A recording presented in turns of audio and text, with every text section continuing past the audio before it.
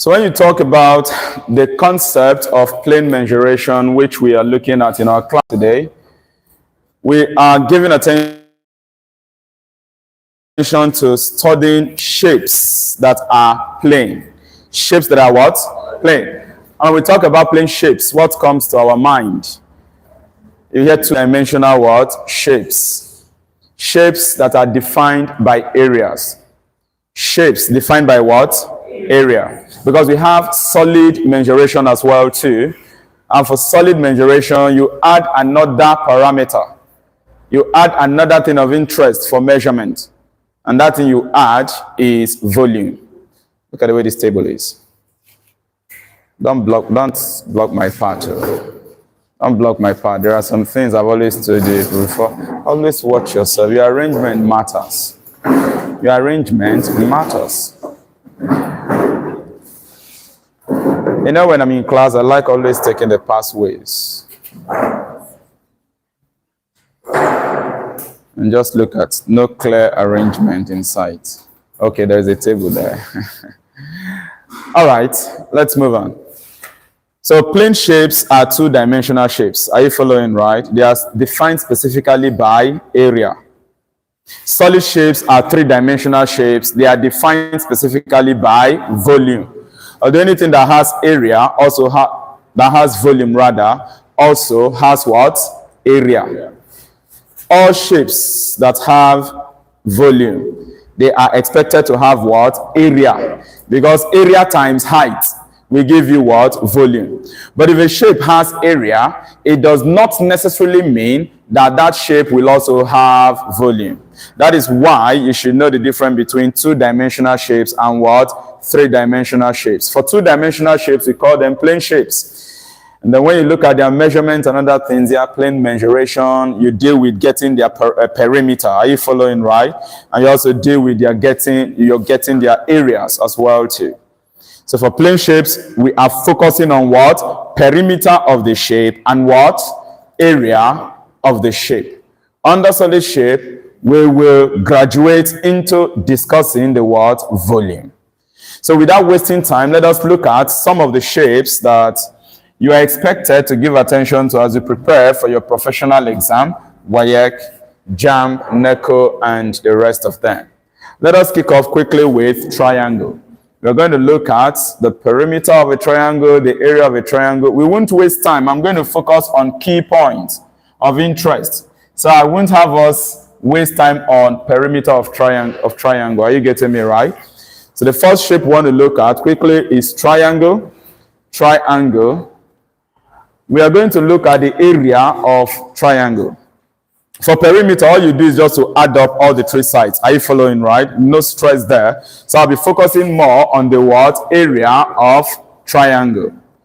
Okay, so given that you have a triangle this way, there are various ways you can get the area depending on the values given to you. Are you following, right? One of the simplest approach to getting area, which most of us are aware of, is when you are given the base and you are given the height. You are given what? The base and height. So the base usually is the side, that is placed horizontally, let's say on the ground. Are you following, right? And then, of course, we have the height. So to calculate the area of a triangle under this situation, it is going to be 1/2 times what? Base times the height. So half BH. Are you following, right? This is something that most of us already have idea of from primary school. Because I know that from primary 4, we start talking about this guy. Are you getting me right? Now let us migrate to another aspect of area of a triangle that you are expected to know. In this case, when one angle of the triangle is given. When what is given, I said? One angle of the triangle. And the two sides bounding the angle is also what? Given. Am I communicating? So you are given one angle and the two sides bounding the angle is also what? Given. Let's assume that is a triangle. I can cover it to be complete. Is that not so? Imagine that you know this angle. Imagine that you know this side and this side that bounds the angle. Are you following, right? There is a special formula you use in calculating area of such triangle. So we have something like this. There are 3 of these formulas. Let's have this as theta. Let's have this as Okay, let's call it side angle AB and what? C, as usual. Then we're going to label this, the opposite sides. Remember what we use in labeling them. What will this side be called? Small a. Here will be called what? Here will be called what? Now, I am not going to draw 3 triangles here. I won't. But there are 3 formulas you are expected to know. However, if you know one of them is sufficient. Are you getting me right? The other ones, you can get it from the knowledge of one of them you already know. It is just like the formula of cosine rule. So we go. A triangle is given to you. One of the angle of the triangle is given. The 2 sides bounding that triangle, the values are also what? Given to you. The area of the triangle in that case will be equal to, let this be I now. Are you following right? That is a diagram we are using to, establish this formula. So it is going to be 1/2. Then you multiply it by the 2 sides bounding that angle. Are you getting me right? Which means in that case, an examiner is expected to give you the value of what? B and what? C. So it's going to be half base, half times the value of this side B times the value of this side C. Are you following right? Then you multiply by the sine. You multiply by what? The sine of the angle bounded there, which is theta. This formula is derivable, yeah. We derive it actually. It comes from this half base times height. It's an extension of it. Are you following right? Then we make use of SOHCAHTOA. We make use of what? SOHCAHTOA. Sine particularly. So particularly. Yeah. Because in this case, what happens is just that the height is now defined. This is the base, supposedly. Are you following that formula? If I were to define it, derive it, but of course, the derivation, it's not necessary here. Are you getting me right? Yeah. The height is defined as C sine theta. In this case, it's defined as what? C sine theta. And you remember that the concept of sine theta, cos theta, this and that, we brought it out under trigonometry, SOHCAHTOA. Is that not so? Place your interest is know the formula, and the interpretation is simple. 2 sides of a triangle is given to you, or even if the 3 sides are given. But the interest is that you know an angle. The 2 sides that form the angle, their values are what? Given. Whether the 3rd side is given or not is not your business. Are you following right? The formula is 1/2. Multiply the sides given to you. Are you getting me? Then times the angle between the 2 sides. So on the basis of this, can we now write this area formula in order, using other sides and perhaps another angle? Assuming that this angle B is given to me. Are you getting me? Which 2 sides form the angle here? C and A. Is that not so? So now let us assume that this side, the angle B, is given to us. Please give us the area of the triangle. The formula of the area of the triangle will be given as what? Let's go. Half AC sine theta. Half AC sine what? Sine theta. Please, I would like to do something. I think my using this theta might really not be advantageous, right? Like, not as if there's something wrong, but if I give it in terms of the angle facing the side you are looking for, are you getting me right? I guess it will make more sense to you to always remember. What do you think? What do you think? Like in this case, the theta is this angle facing the other side that is not part of this formula. Are you getting me right? Except on your own, if you could always remember, which is not difficult, that the theta is the angle formed by the 2. I think you can remember that, isn't it? Okay, so let's move on. Another of the formula would take this form. Here in this case, let us assume that this angle here, angle C, is given to us. Angle what? C is given to us. If I were to use this definition, ABC, as in angle A, angle B, angle C, instead of using what? Theta. This angle theta will be angle what? For the first formula, this angle theta will be angle what? Makes sense to all of us, right? So how about I even wipe it? Let me even write A. I have a reason why I am doing this, so that at least you can see and often remember the formula and the concept that the angle here is the angle facing the 3rd side that is not involved. Are you getting me right? Okay, this one will be angle what? B. Because the 2 sides that formed the angle is AC. Are you getting me right? Therefore, the sine of the angle here will be sine of angle what? B. Okay, assuming that the theta is shifted here now, so this is the angle. Are you getting me right? Now, which 2 sides form the angle? This AB, is that not so? Give me the formula of the area of the triangle here. Half AB sine what? Sine C. So that is it. That is it. Finally, another formula of area of a triangle you are meant to know. We're going to label that now as II. As the III. So in this case, you have a triangle. All the sides are given to you. A, B, C. Okay. Let me label accordingly. Let's maintain a format. A, B, C. The sides facing these angles, they go as angle A. We go as side A, side B, and side C. So what we are looking at is all the three sides of the triangle. All the three sides are given to us. All the three sides are what? Move on to the other side. Are given to us. Move to the other side. Busy laughing, pressing phone in a class. Move to the other side. Are we together? You know, that thing you're doing could distract somebody. I've always warned you people. You may be thinking of people around you. You're busy watching, so you're laughing. Besides somebody that is taking the class. You should be careful. Be careful. All right, we are moving on. All three sides of a triangle, are given to you. No angle is given. And you're asked to find the area of the triangle. Here you use a formula called the hero's formula. The what? Hero's formula. Are you following, right? You use a hero. So who is the hero here? All of you are the heroes, right? So the formula we're about to write is called the hero's formula. The first thing you have to do is to determine a quantity called S. Determine what? A quantity called S. First, you find S to be 1 over 2 A plus B plus C. That is to say, add the three sides. Are you getting me right? And then divide by what? 2. Get this quantity, S. Then from there, you can calculate the area of what? The triangle. So according to Hero's formula then, area of the triangle is equal to square roots. This formula I'm about to give to you is what we call the Hero's formula. That S you got, multiply it by S minus A, multiply it by S minus B, and then times S minus what? C. This formula is what we call the what? Hero's formula. So whenever you know all three sides of a triangle, no angle is given to you. Are you following, right? And you're asked to find the area of the triangle.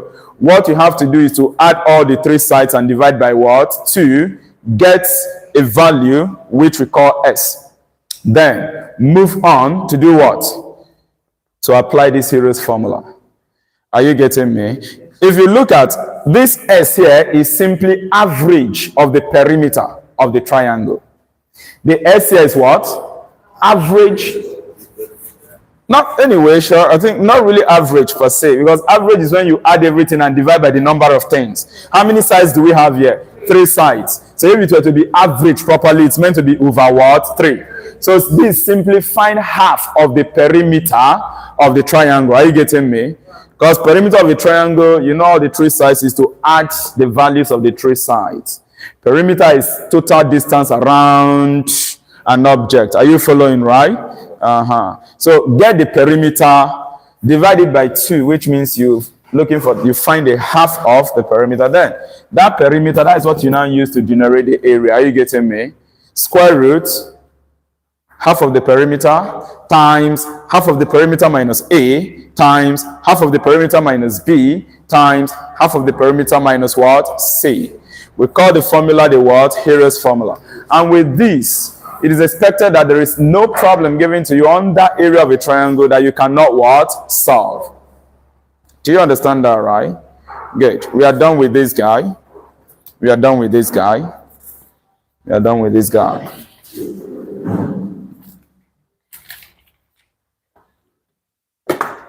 Let us look at this, just quick one. Quick one here. Let's see how we apply these formulas quickly. Let's see how we apply these formulas quickly. So our first question 1. Question 1. You are given this triangle.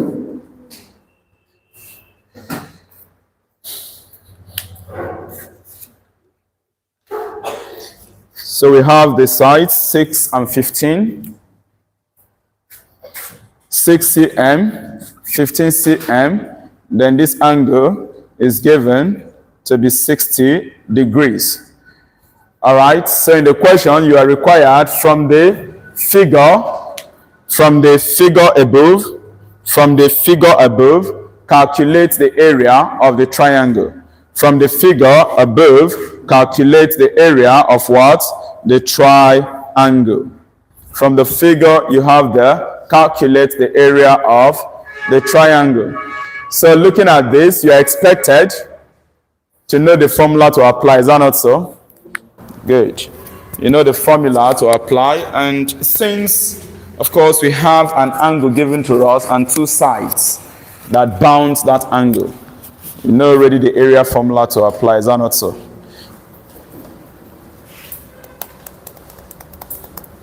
You know the formula to apply. So we go. Solution. It's a simple one. We're not going to solve any question on half base times height. Is it necessary? It's not necessary. You are above that level now. And chances of you seeing that in exam is very, very low. It's very, very what? Low if they are testing you on area of a triangle, to be honest. It's simple. They will give you the base, you know, the height. Are you following, right? They give you the base and what? The height. The worst case scenario is where maybe the height is not given to you, but let us say that all three sides are given, and depending on the type of triangle, if it is isosceles triangle or equilateral triangle, you can get the height using Pythagoras theorem and then use half base times height. Please, we are focusing on something that is more important. Some of you were not used to this formula before now. True or false? I ask area of a triangle now. Out of 90% of students, so out of 100% of students, 90 will be mentioning half base times height. True or false? So let's give much attention to other key part of this guy. So we have the values they are given. If you want to label, you label. The choice is yours.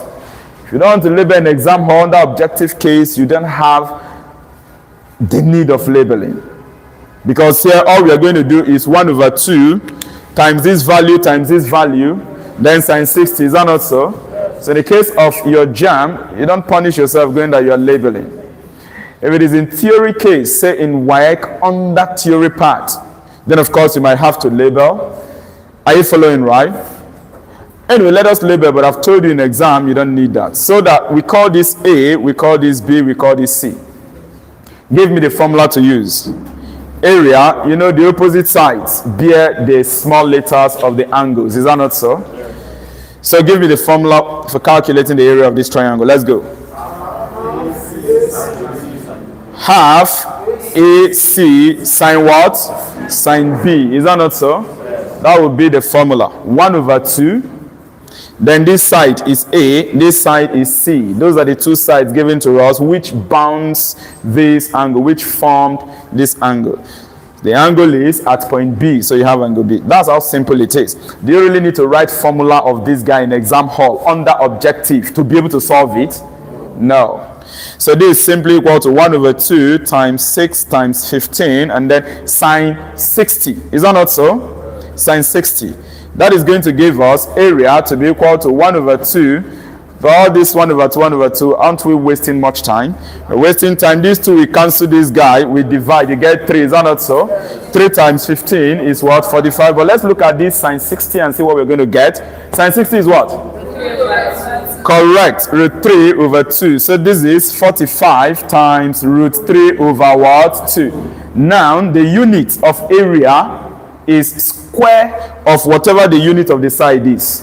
The unit of measurement of this length of the triangle here, the unit is what? Centimeter. So the area will be square centimeter. Will be what?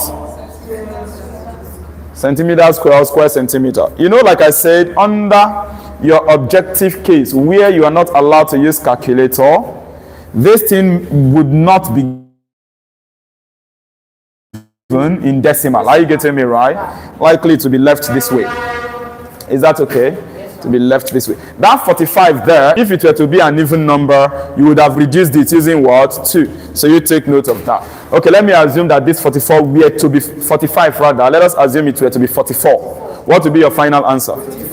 22 root 2 square centimeter. We are done with this. Let's pick our next question.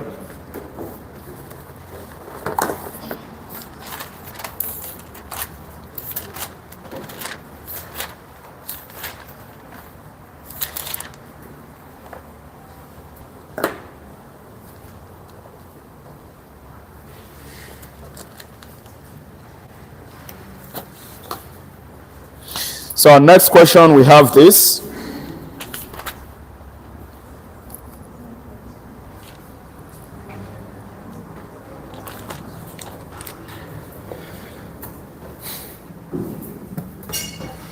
How the calculation is simple and straightforward, right?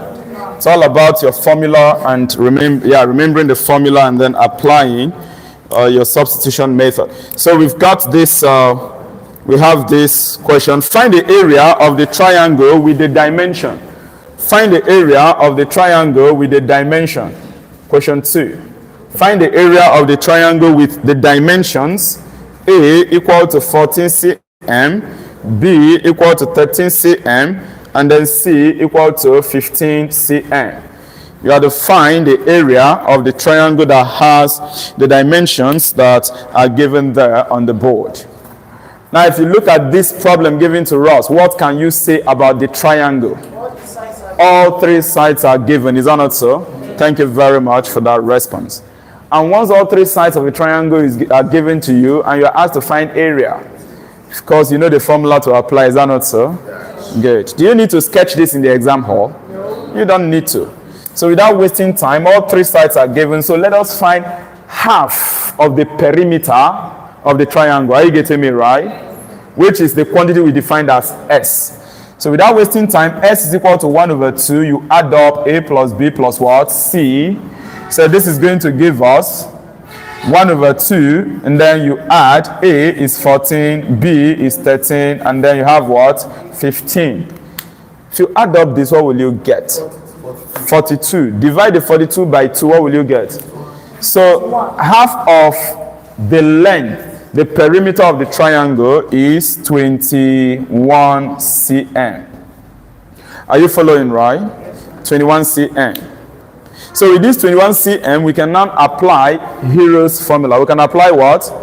Hero's formula, given that the area of a triangle is equal to square root S, bracket S minus A, bracket S minus B, bracket S minus C.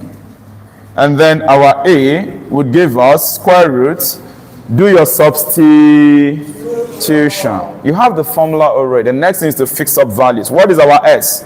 21. Then brackets 21 minus what?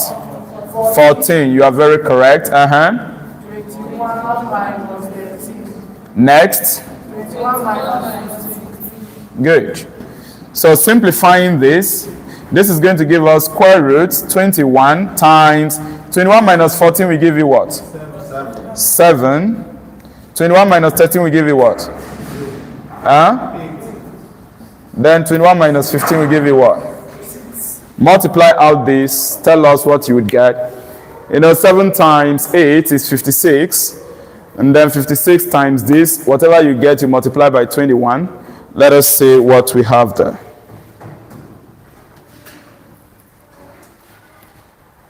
Yes, what did you get?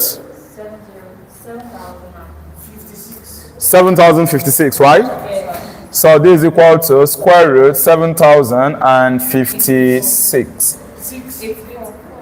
7,000 and what? 56. Therefore, the area is what? 84 square centimeter. 84 square centimeter. Please, we are done with triangle. We are done with what? Half base times height. Go and think about it. Anyway, let me just deal with one half base times height problem. There is a reason I want to give you this. The half base times. It's not just all about giving you the base and the height. No, are you following right? There's a reason I want to give you this. But then, Even that reason may not be so necessary again because of Hero's what? Formula. So I won't solve this question, by the way. I won't. I'll just show you a reflection of what I want you to be aware of. But if you see that in exam, instead of approaching the problem using Pythagoras theorem, are you getting me right? You can use Hero's what? Formula to solve it. You know, I taught you different types of triangle. How many types of triangles do we have? 4. Yeah, 4, but they're actually 3. The one that actually make us think they are 4, right angle triangle. Right angle triangle is actually a scaling triangle. Right angle triangle is what? A scaling triangle.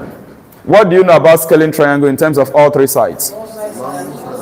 Scaling triangle, no side. Are you following right? It's equal. Am I communicating? So it's actually scaling triangle. Now, what I just want to show you is problem linked to isosceles triangle or equilateral triangle. If you are given something like that and you want to go through half base times height, you can still get your value for area of a triangle. However, you could go through Hero's formula to solve it. Imagine that somebody gives you a triangle like this. Don't write. Don't try. Maybe I give you this to be, say, 5 cm, and I give you here to be 5 cm, and then I tell you that here is 4 centimeter. Are you following right? Now, what type of triangle is this?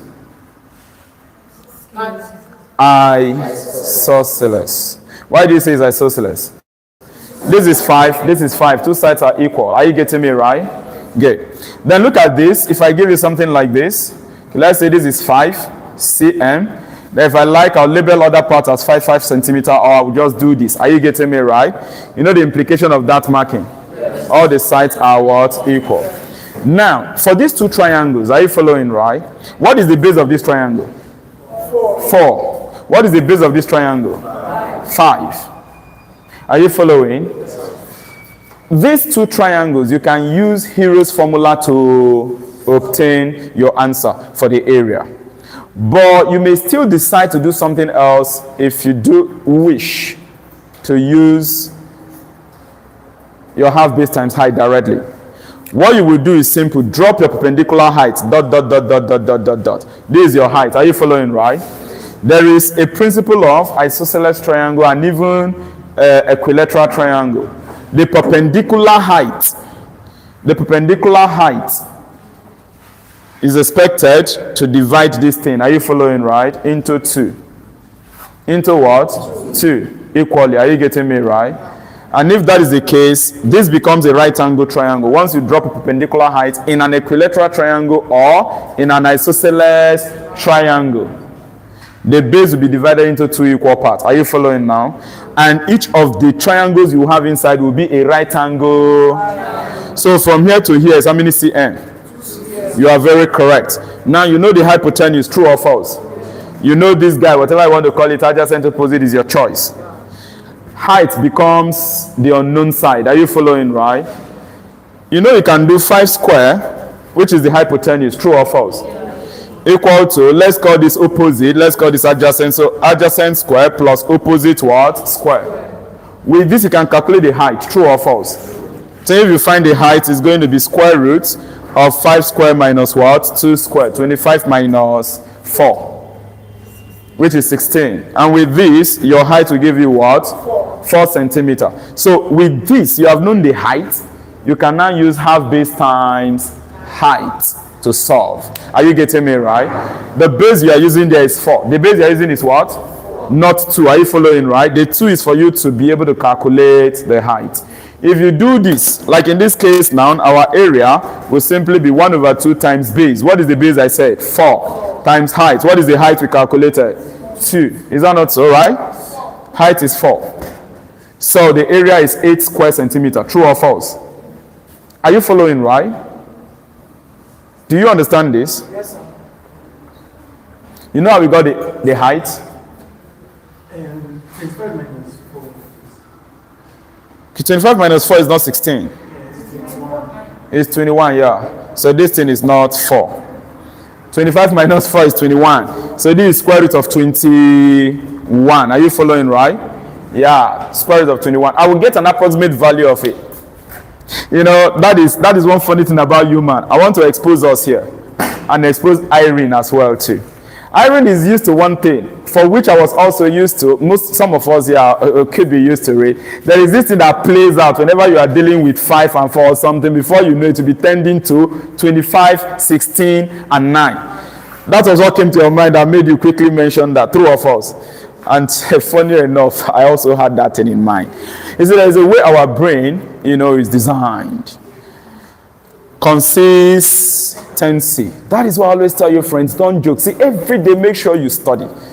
I'm telling you, scientists have even proven it in 21 days. The thing becomes a habit. Your brain tends to have that information stored. Are you following, right? That sometimes you see something related, it tends towards it. It has its own advantage, very, very good. But it can also deal with you sometimes as well too, like it has dealt with us here. Please, this thing is square root of 21. Let's just get approximate value. To get the value of square root of 21, you ask yourself, 21 is between which two perfect squares? 16 and 25. Is that not so? 21 is closer to which of them? 21 is closer to which of them? Are you sure? Yeah, because the difference from 21 to 25 is what? 4. But from 16 to 25 is what? I say from 16 to 21 is 5. So it's a bit closer to what? What is it called? 25 than what? Than 16. What we are looking at is between the two perfect square. It has crossed the middle, going towards the other one. Now, for you to know the approximate value of square root of 21, it must be taken from the smaller perfect square. Are you getting me right? So that 21 is between what? 16 and 25. Square root of 16 is what? So if you find square root of 21, it will be 4 point something. Now the question is 4 point what? Will it be 4 point a number less than 5? Or 4 point a number greater than 5? That is where you now check which one is it closer to. It's closer to 25, we said. Is that not so? So it will be tending to something close to 5. So 4 point something more than 5. Are you getting me right? So you'll be checking at 4.6, 4.7 or thereabouts. That is how you get approximate value. See this thing I've told you. I have a reason why I've said it. Sometimes your exam body, they may want to stress you a little in these small areas. Yes, I told you that because the system there, the calculator does not have special function. Most times when you see all this square root stuff, they might not evaluate it. Are you getting me? But hey, sometimes, in rare case, they evaluate it into decimal. They do what I say. Evaluate it into decimal. But if they are doing that, they will give you values that are far, so that it won't confuse you. Are you getting me right? Let me assume, like in this case now, assuming it is the height that I say you should find. Assuming it is the what? Height that I am requesting you get. And I give you options. You could have options like 4 points, let's say 4.7 approximately, then square centimeter. Maybe another one will be 5.2 square centimeter. Then other useless options that are very far from 4. You won't see any other 4 point something. Are you getting me right? It won't. But if they still want to stress with 4 points, they will give you something like 4 points less than 5. Are you getting me right? It's not left for you to remember what I've told you. We pick 21 and we say that 21 is closer to 25 as a perfect square. Is that not so? Than 16. So the result must be 4 points, a number that is more than half. Are you getting me right? Half is 0.5. I hope you know that, right? 0.6 is above half now. Then 0.4 is less than what? Half. I don't know if you friends are following up what I'm talking about. Even if they are to give you any other 4, it will be 4 point, maybe let's say 3 cm square. Then the third option, let us say 6 square centimeter. Okay, let me say 6.1 square centimeter. If you're in the exam hall, even if the calculator does not have special function, something like this, you should be able to answer it. Are you getting me right? You should be able to what? Answer it. Square root of 21, whether I like it or not, we know it is not option B. It is not. Are you getting me? Because option B is already telling you 5 point something. And if you do 5 square, you get what? 25. Already greater than this what? 21. I've seen something like that in physics before, and that's why I've decided to point it out. Are you getting me right? They evaluated it. So we move on. The next one. It is not 4 points this. Because the value 21 we said is closer to what? 25. It's tending to us. If you take 16 as a perfect square, 21 and 25, you notice that 21 has crossed the middle of these two guys. True or false? 16 plus 25 will give you what? 41. Divide 41 by 2, what will you get? 41 over 2, 20 point what? So you see that 21 has crossed 20.5, is that not so? That is why if you are finding square root of 21, the answer will be obtained from square root of 16. Are you getting me?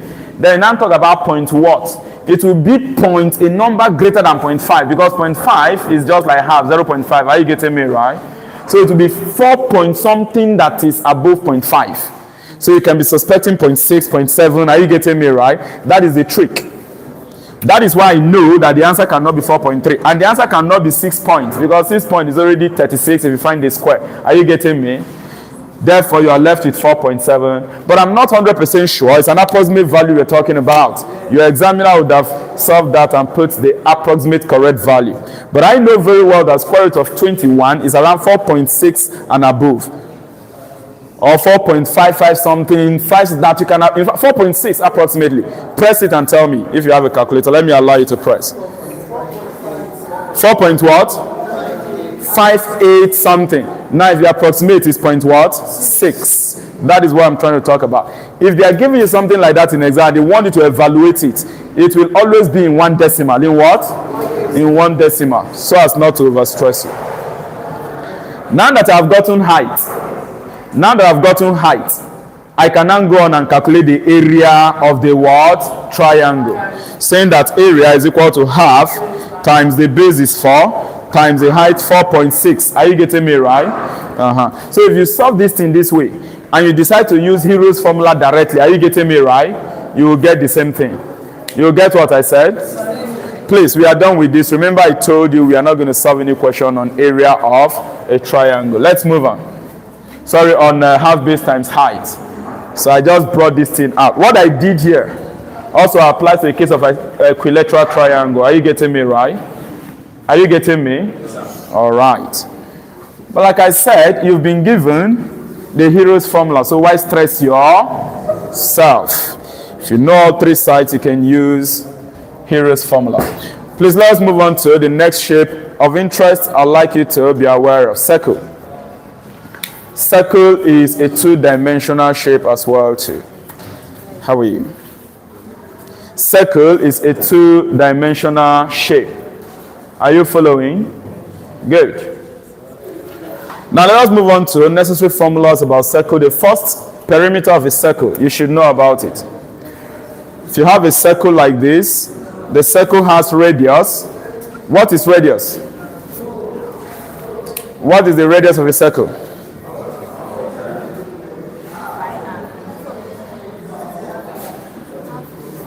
What is the radius of a circle? Keep calm. Process things you must have known. Sometimes if you don't take your mind back,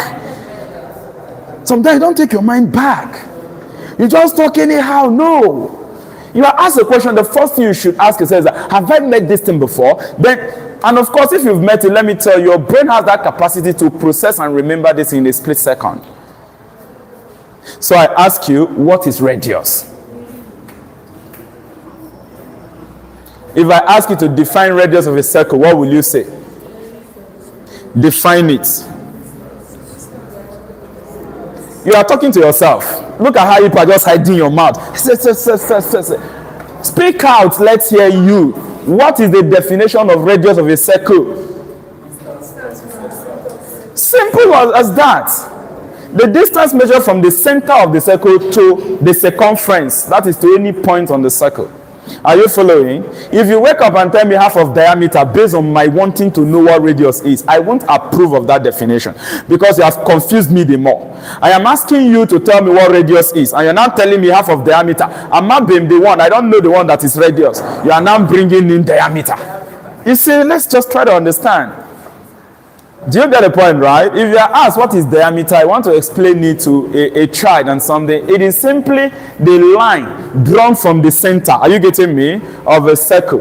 Or you say the distance. Line measures distance. Are you following?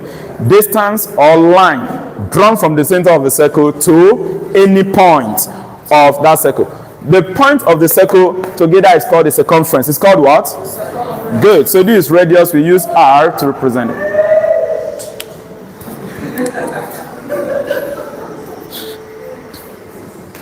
You see, you people have problem. You see? Come, listen. Always. If you look for trouble, can't you respect yourself for once that something is happening? Please. You are supposed to be studying and preparing for your class. See, I've warned severally, I don't like the use of all this device. You see, anyway, I think the first month is ending. By the time you receive an expulsion letter, then you tell your parent what you have done to cause it. By the time you receive an expulsion letter, you're welcome. They are making noise, but I'm much more worried about you should be studying. No time again. No time. You don't need to depend on teachers. You want to go ahead. Listen, I was telling somebody something this morning. Please, my dear friends. I love you people. That is why you say I'm concerned. You've made your registration out that I can decide not to bother about. If you pass, it's your business. If you don't pass, but that is not why we are here. Now listen, let me tell you something. That you smash very well in your exam, 300 and above. It's not just about the teacher. So if a teacher teaches you, the teacher cannot force that into enter your brain. I hope you know that, right? It is what you do finally that matters.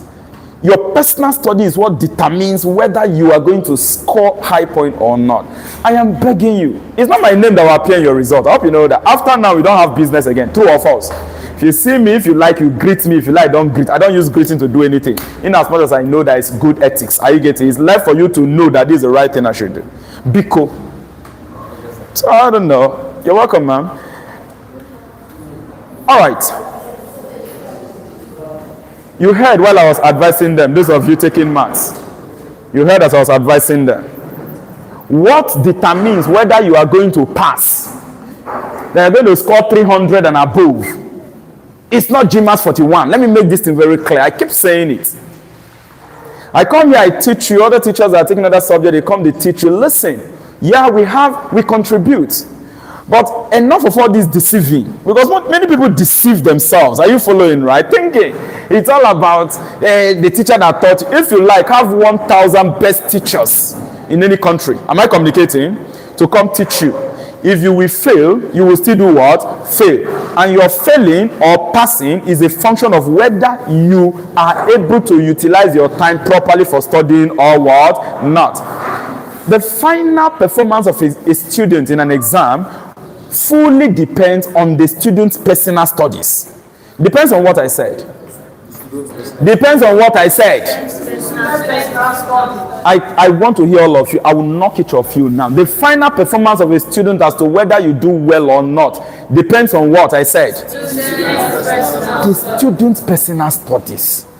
Do not allow anybody to deceive you, thinking that it is when you are coached, you attend lesson and other things. People that attend lesson, they fail. Some of them even fail woefully than those that do not attend. And I will tell you the reason why. In Unizik, I run tutorials. I always tell students, there are some tutors who come to, I will do this for you.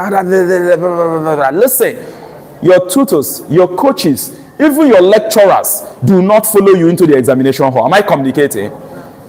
Once you sit in the examination hall, you see question, the first thing, your high blood pressure will increase to 500 over 400. Like I say, if they put yam in your heart that moment, it will roast.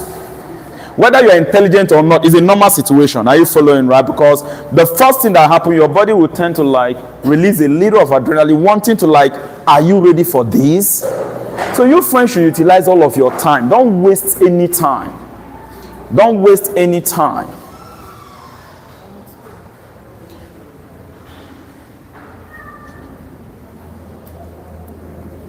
Are you following, right? See, now, as it stands now, you are supposed to be studying nothing less than 5 hours a day. Nothing less than 5 hours a day. Although I'm still going to talk about the issue of how you study in order to beat up the remaining little time that you have. Are you following, right? When you are told that you have to study 5 hours a day, do you think it necessarily means that you must sit down? 5 hours today, we call. No. If you have that strength, like GMAETS 41, like many other students who do it, I've told you guys I can sit on a stretch 10 hours and study. When I was in school there, sometimes 12 hours. I said, once it is 9 p.m., I notice in my compound, people are good, they have gone to sleep. I would prepare, dress very well, bring my chair. From 10 o'clock p.m., I start studying. That I get up, maybe it's just to go and ease myself, take water. Are you getting me, right? Stretch yourself where you are, you still continue. But not all of us have the same strength. Am I communicating? We are different. Now let me tell you. You see that 30 minutes, that 30 minutes of your time that maybe nothing is really happening yet, you're waiting for it. Like this morning, those going for WAEC, you know, our WAEC student, you took agric. Is that not so? The rest of you that were waiting for math, what did you do with that time? What did you do with that time? These are the issues. These are the issues. It's so sad that maybe you allow yourself to be deceived by some people who think that it's until they teach you or you come to them, that's when you will pass. Your coming to me is not a guarantee that you will pass. I'm sorry to say this thing, I'm streaming live for some persons online, some of our students online to also benefit. Somebody will be like, why are you saying this to the public domain? Yes, let everybody out there be aware. Stop being deceived. Your attending lessons is just to prepare you. Okay, take note of this, focus on this, prepare this, do that, don't do this. Are you getting me right? They simplify some things. The final thing that said that information here is you and you alone. Am I communicating? Biko, I'm begging. I keep saying at the end of all these things, my business with you, many of you is over. And as some of you might even see me, you won't greet me. I don't use your greeting to do anything. I don't send that. There are too many things that bother my brain. Greeting is not one of them. It's not. But although it is good ethics, it's left for you to know. If you see somebody that have helped you in one way, you should greet. That's the right thing. But if you don't greet me, I don't care. I don't. But it's not good anyway. If you do it to me, I don't care. But to others, don't do it to them. Respect people for what it is. That's the right thing. It's good behavior, and it also trains you to be a nice person. Are you getting me right? But I'm not trying to tell you, somebody like me, if you don't, it doesn't affect me. What matters to me as people are here is ensuring that when your result comes out, you know, now you'll be confident to send it to GMAETS 41. You know, that kind of a thing. Not the one that will come. You put your hand like this. You know, before you know, piam, you have left the group.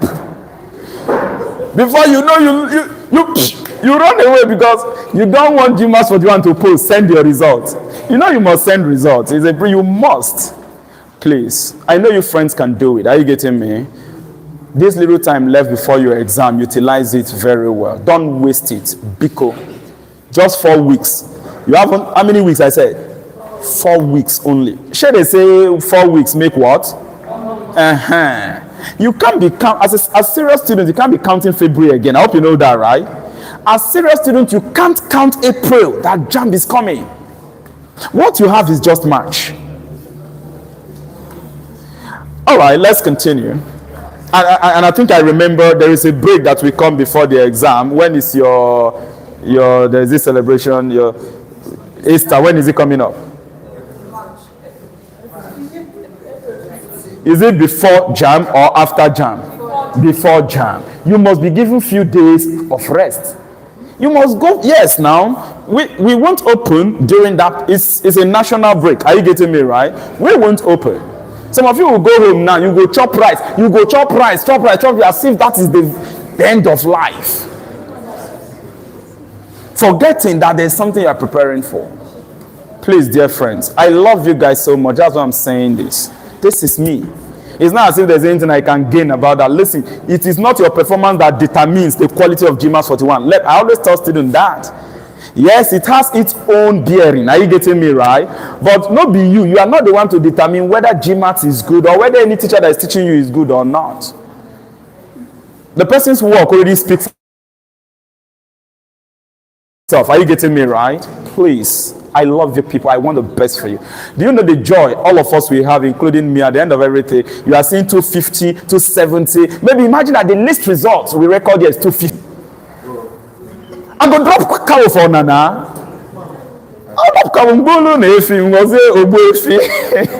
All right, friends, please, let's continue. Circle. First, the perimeter of a circle, which is the distance round what? The circle. Perimeter of a circle is also called circumference. It's also called what? Circumference. Perimeter or circumference of a circle. You are expected to be familiar with this.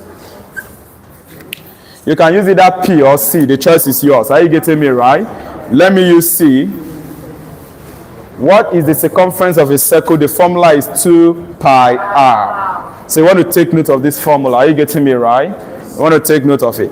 But you see, sometimes it can be given diameter. It can be given what? Diameter. If you are given the diameter of the circle, you decide what to do. Either to use the diameter directly to calculate, or you convert it to what? Radius. Are you following? If you want to use diameter to calculate directly, there is no issues. Remember, there's a relationship between diameter and what?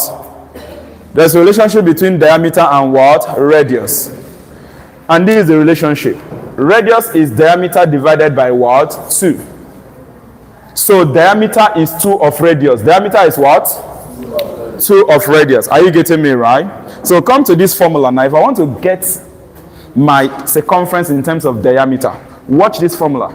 You know this is 2 pi r. Is that not so? If I take 2r, because 2 times pi times r is still the same as 2 times r times pi. I hope you know that, right? This 2r alone is what? Diameter. So if I remove 2 and r and I fix d, this formula will now become c equal to what? Pi d. Is that not so? So if I give you diameter directly to calculate the circumference, the perimeter, the distance around the circle, your answer will be pi d. Are you getting me right? Let's look at the area of a circle. Let's look at the area of a circle. Area of a circle. Area of a circle A has a formula pi r square. Pi r what? Square. Pi r square. Let me label this, say equation 1. Let this be 1a. Equation 1 and 1a are the same thing. For area, let's label this as equation 2. Now, in terms of area, if you are given diameter, I will always advise to change it to what? Radius. To be fast for you to do that calculation. However, depending on the number, depending on what I said, the number, the value of diameter that is given, you may decide not to change it to radius. You may decide not to. Now, let me give you the formula in terms of diameter. Are you following? Now, if I want to introduce diameter into this formula, what will I do? I'll come and touch the radius. I'll come and do what? I will touch the radius. Because diameter has a relationship with what? Radius. Radius is diameter over 2. So I will do substitution. I will do what? In place of this radius, I'll remove it. But don't forget that the radius is carrying power 2. Is that not so? I'll remove this radius r and fix what? D over 2. Can we do that? So that you see that another formula for area will now be, if I fix my pi there, then remove this r and fix d over 2. Remember, the d over 2, if I fix it here, will be raised to power what? 2. You'll be seeing or getting something like d over 2 together raised to power what? 2. Now, if you have d over 2, this thing now is your r square. Are you getting me right? Because r alone is d over 2. If you fix it here. I don't want to do any proving of formula, please. I just want to give you the formula directly. We had stated that power distributes over what? Power can distribute over multiplication and what? Division. This is d divided by what? 2 is division. So you can distribute this square to both of them. Are you following? This will now become pi d square over 2 square will give you what? 2 square will give you what? When you know things, if they ask you, be very happy and willing to speak. At least now let it be you are contributing to it. So these are the 2 key formulas you need for what? Circle. For calculation purpose, note that pi is equal to 22 over what? 7 or 3.142. So that value will be given to you in your question. Are you following, right? We are not going to waste time. There's something else we are trying to target. We're going towards other things. So we won't waste time here. Calculation of circumference of a circle and area of a circle is direct, is 1 plus 1. But I like us to solve a question where we wouldn't be solving for area directly, rather I'll be solving for something else. Are you getting me? But using that formula. So let us take this question. Question 1.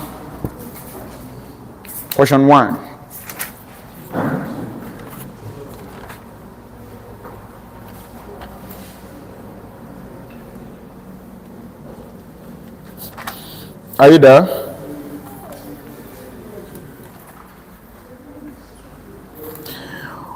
Right. What is the radius? What is the radius? What is the radius of a circle whose area is 346.5 square meter, whose area is 346.5 square meter, 346.5 square meter. What is the radius of a circle whose area is that value mentioned? I think 300 and what?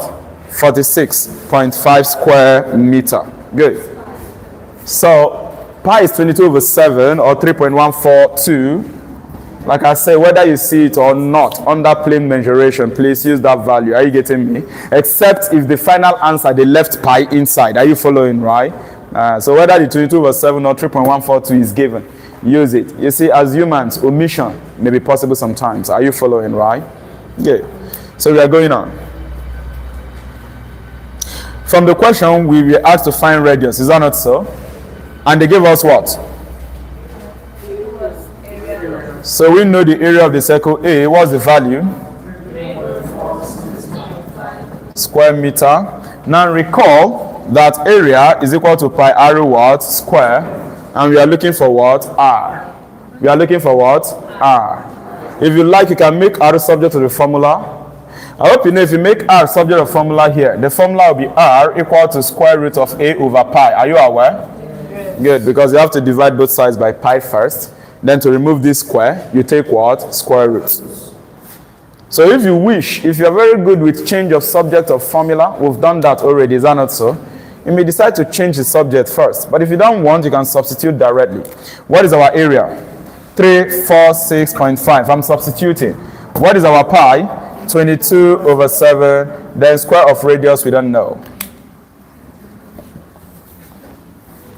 Cross multiply. And then divide by 22. What will you get? R square will be equal to 346.7 multiplied 0.5 rather, multiplied by 7. Then you divide by what? 22. By change of subject of formula, you are looking for this R guy. So you make R squared to stand alone first. To do that, you cross multiply and divide by the coefficient of R squared. Is that not so? What is the coefficient of R squared here?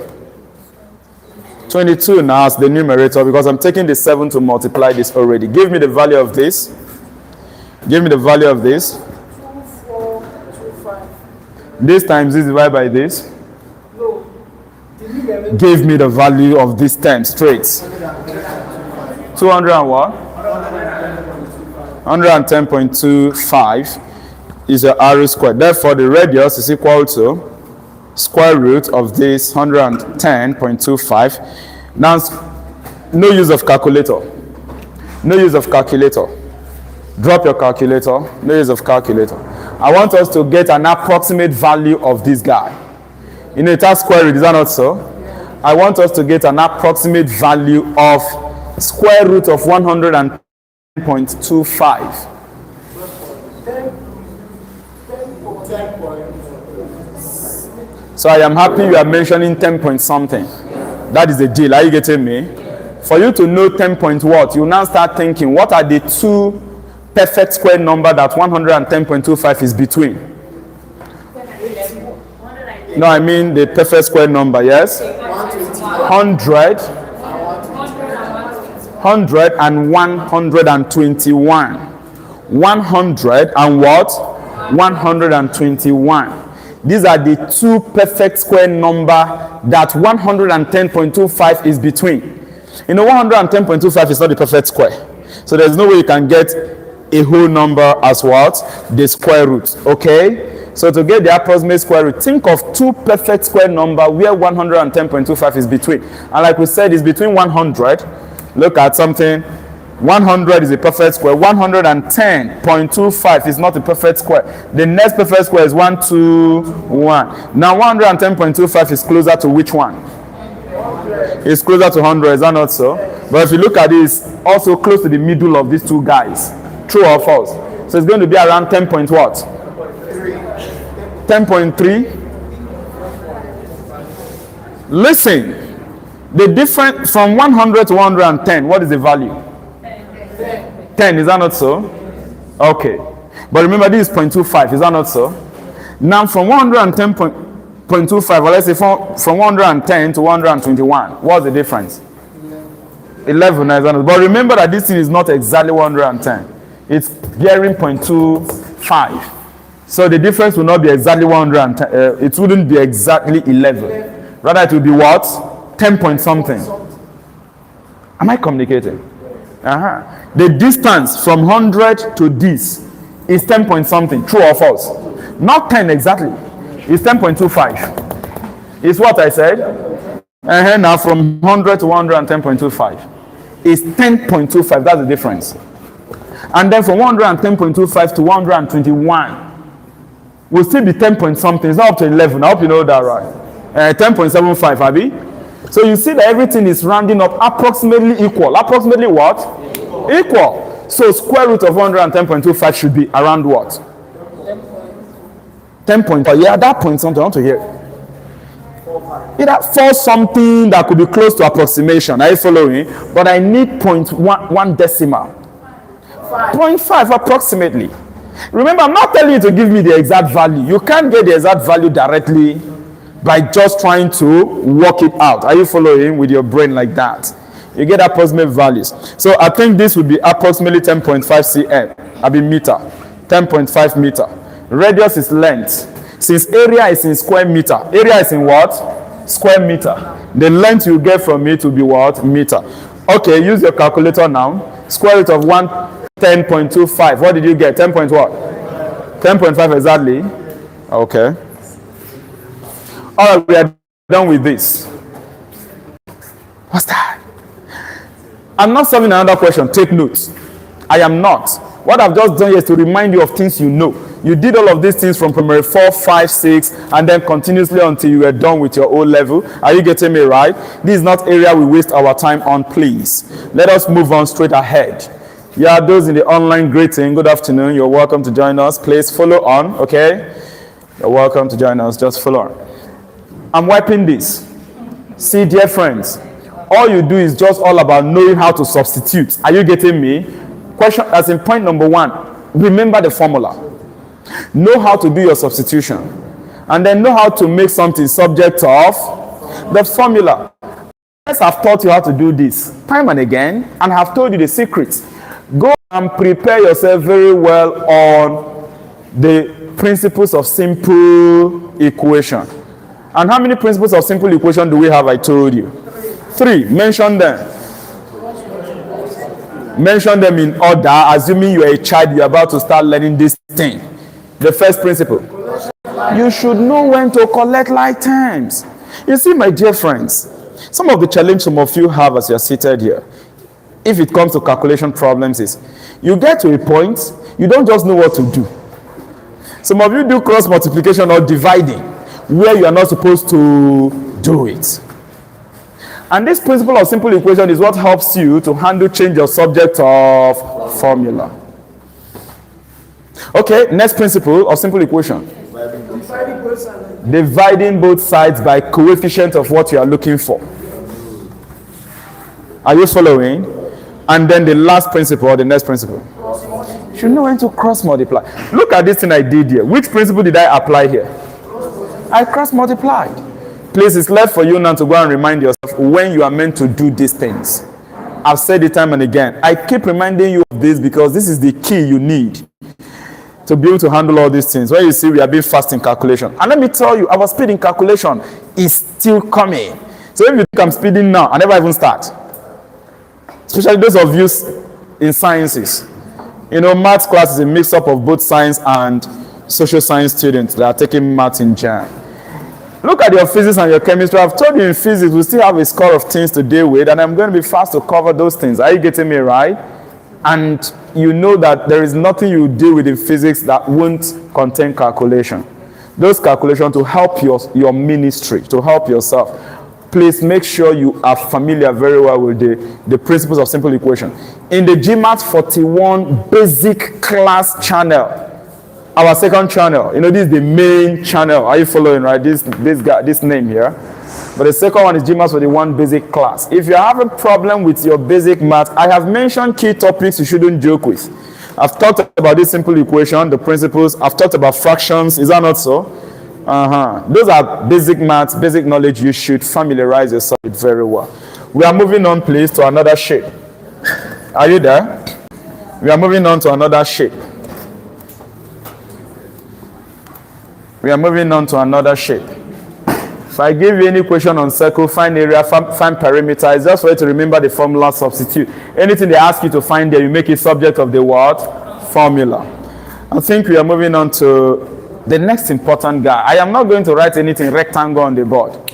Rectangle, the area is length times breadth. Or even if I write them, we are not going to solve question on them, please. At this point, you should be beyond that level. Are you getting me right? Let me list some formulas for you on the board.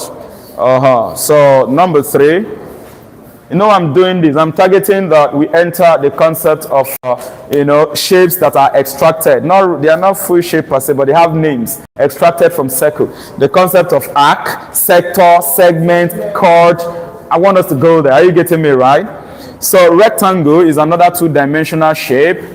Perimeter of a rectangle, you know how to draw a rectangle already, is something like this. Is that not so? Can you tell me one important property of rectangle? Opposite sides. Correct. Equal and parallel. So here and here they are the same. Here and here they are the same. Then what do you know about their angles? What do you know about their angles? Each angle is how many degrees? 90 degrees. This angle you're seeing here is 90. So what is the total angle in a rectangle? 360 degrees. What is the name given to this shape? Their general name. You know, this is rectangle. Quadrilateral. Are you following? So you want to take note of that. Perimeter, P, is equal to 2A plus 2, okay, let's say 2L plus 2B. Which, if you are simplifying, you will get 2 bracket L plus what? B. What is the meaning of this L and B? This is the length. This is the breadth. Are you following, right? So what we are saying is, add the length to the breadth and multiply by what? 2. Which is the same as adding up all the what? Sides. You know, you have 2 lengths here, true or false? That is why it is 2L. You have 2 breadth. That's why it is 2B. So take note of this equation. 1, you can memorize the second one instead. Area of a rectangle is length times breadth. So you have just LB. Okay, so solving question on this is simple. Nothing is there. Yeah, they give you the data, you substitute. You hardly even see direct questions on them like that in your exam. That is the thing. We are just trying to do, fulfill our righteousness by listing those guys. Okay, look at this one. I want to give it to you because of your physics per se. Number 4. Another quadrilateral. This time around, you're talking about trapezium. Trapezium. Most times, trapezium Most times, nobody bothers you much about perimeter of a trapezium. So I will focus on the most important thing, which is area of what? A trapezium. Those in physics, science students in physics, you need area of trapezium under velocity time graph to calculate total distance traveled by maybe any moving particle car. Are you getting? Remember that thing, because the shape is always what? A trapezium, in most cases anyway. So trapezium, we have the area. This is the shape. This is one of the most general shape considered. But you could still have right angle trapezium. You could still have what I said? Right angle trapezium. Look at this one. It's called right angle trapezium. Because here, this angle is 90 degrees. Are you following? This one, there is no angle that is 90 degrees there. Now tell me one unique property. One unique property of trapezium. One unique property of trapezium. Let me label this as A, B, C, and what? D. One unique property of trapezium. Opposite sides are parallel, not equal. Opposite sides are what I said? They are parallel. They are not equal. Though. The length from A to B and the length from C to D, do they look equal? No. Now, if I label the length from A to be A, and I label the length from C to D to be B, are you getting me right? Then, we have our perpendicular height, H. You can say that the area of trapezium here is 1/2. Then you add the parallel sides, some of the parallel sides. Are you getting me? Then multiply by what? The height. Multiply by the what? The height. You multiply by the height. Now, you are expected to also know the formula that makes use of theta. Because look at this height that I drew here, perpendicular height. Did you notice that at this point C, there is an angle, true or false? At this point C, there is an angle theta. So you could have a formula of area of a trapezium that can bring in your what? Your angle. The value of this height. This height has a value. This height has what? A value using SOHCAHTOA. Remember, this is hypotenuse in this case. This perpendicular height is at 90 degrees. Are you getting? So here is hypotenuse. Height is opposite. Are you following? So your examiner can give you the slant height value. Your examiner can give you what? The slant height value. Assuming that I say that this slant height is D. I'm assuming. Let me give it AD to be D, which means that here is also what? D. Are you following, right? You know that if I extract this right angle triangle, I can use SO to find the value of this height. True or false? True or false? Now calm down. Look at this right angle triangle. If you want me to extract it, look at it. Height. You're giving theta. You have business with the height and the hypotenuse. If you're applying sin theta, what would this thing be? Opposite over what? So sin theta is equal to, what is the opposite? What is the hypotenuse? So do you see that the height is now D? I pause, you have to talk. D sin what? Theta. How did I get that the height, perpendicular height, is D sin theta? How did I get to? Good. I am looking for height. Height is in fraction form. And you have only single fraction here. Cross what? Multiply. Make height to stand alone. D will go there. D is the perpendicular height. Is the what? Permit me to change that D to L. No. Sorry, not perpendicular. I mean slant. I mean what? Slant height. Slant height. Slant height. Slant height. Slant height. You know, this thing is like a height, but it's not perpendicular. It's at an angle. It's slant. Are you getting me? So that area of a triangle can still be written. If they give you the value of this angle theta, they could give it here or here. Are you getting me? I know that this height you have here is the same as this height here. True or false? So it's going to be half sum of the parallel sides. Then this H you are seeing there will be slant height. Will be what? Good. The slant height is L sin what? Theta. sine theta. So take note of that. Let's take this question on that at least. I'm not going to solve any question on this one. Have some of the parallel sides. You can deal with it. Let's solve one on this. Let's solve one using this formula. So we have this equation, we have this one. Let this be equation 1 and 2. For perimeter, it's just to add up the total length. Add from here to here, to from here to here, here to here, here to here. Perimeter, which is known as, perimeter is known as the total distance around the shape. Are you getting me right? But nobody bothers you with perimeter of a trapezium.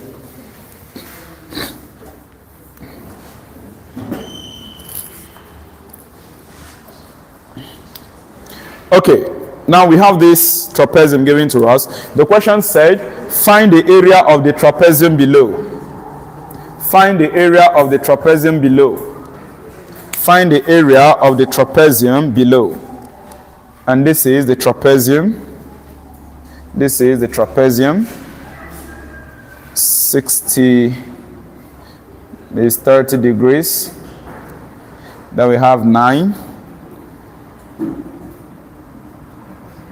We have 7 meter, 9 meter. So you are required to find the area of that trapezium.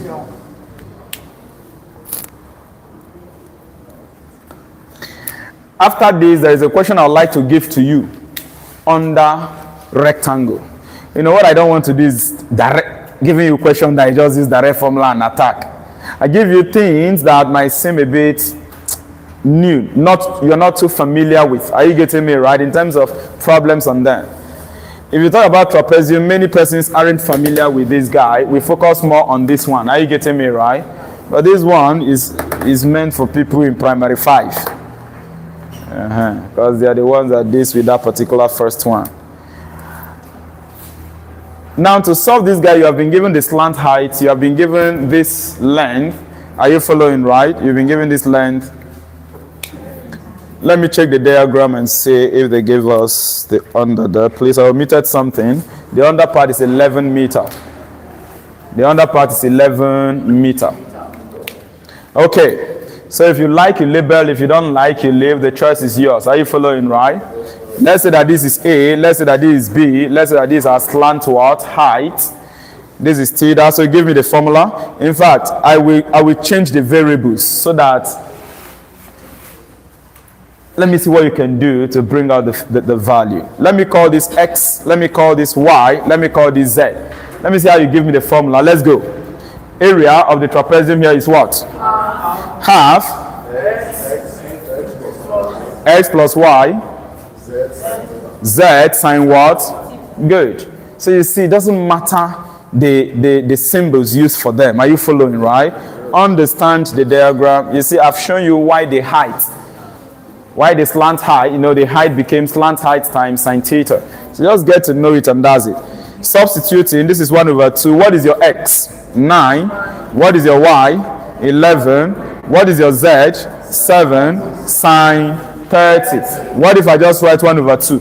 Would you be confused? Sine 30 is 1 over 2.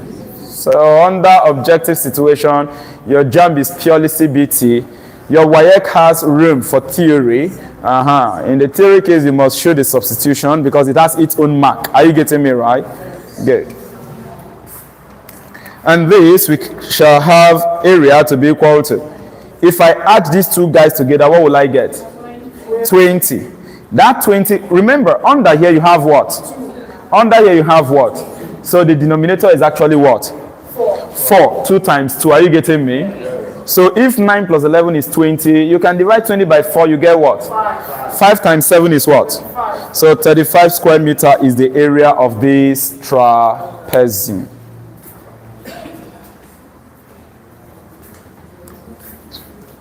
.35 square meter is the area of this trapezium.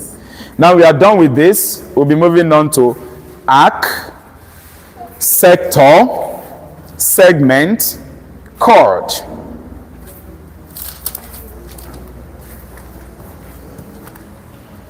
I hope you friends are following what we are dealing with here, right? I told you before this class that our next class is just all about formula. Is that not so? It's just all about formula. And then, it's all about formula. So you just have to memorize the formulas. Are you getting me? You know, you just have to memorize the formulas, and that is it. If you memorize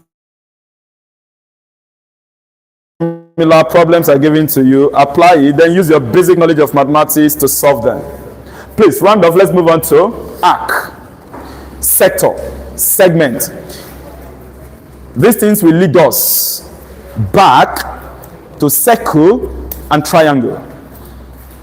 Understanding the formula of this other, shapes, plane shapes that I mentioned is dependent on your getting to know about circle and triangle, because all of their formulas are actually pulled from circles and triangle. Can I wipe? Please write arc, A-R-C, A-R-C, arc. That'll be number 5. Arc. How do you get an arc? An arc is part of a circle. Are you getting me right? It's just distance between 2 points on a circle. So it's a curve. But if we say that it's a distance between 2 points on a circle, imagine you have a circle and you cut 2 points. If you cut 2 points, you can stretch it to become a length. I'll give you an instance. Do you know your rubber band? Your rubber band. I used to call it rubber ring also. Your rubber band. Who does not know it here? Your rubber band. Okay. So, your rubber band, what shape is it? A circle, is that not so? Now, create the image now in space. Do you have the image now? Do you have the image now? Pick 2 points on that rubber band. Have you picked 2 points? Have you picked 2 points? Cut the 2 points. Cut the 2 points. The 2 points you cut, hold it. This is part of a circle before. So if you cut that 2 parts, you will be holding, okay, someone has the rubber band there. So hold 2 points there. Hold 2 separate points. Lift it up now, let's see. No, 2 separate points. You are holding the same point now. Don't stretch it. Don't stretch it. It's a circle. So maintain that circle shape. Hold 1 point. Hold another point. Bring it. You are as if you are scared of Are you scared of it? So this is your rubber band, right? So you hold this point. You hold this point. Are you seeing the point I'm holding? If you check, you notice that this thing went like this because it's a curve. True or false? Now if you cut these 2 points, you are going to see that curve like this. Are you following, right?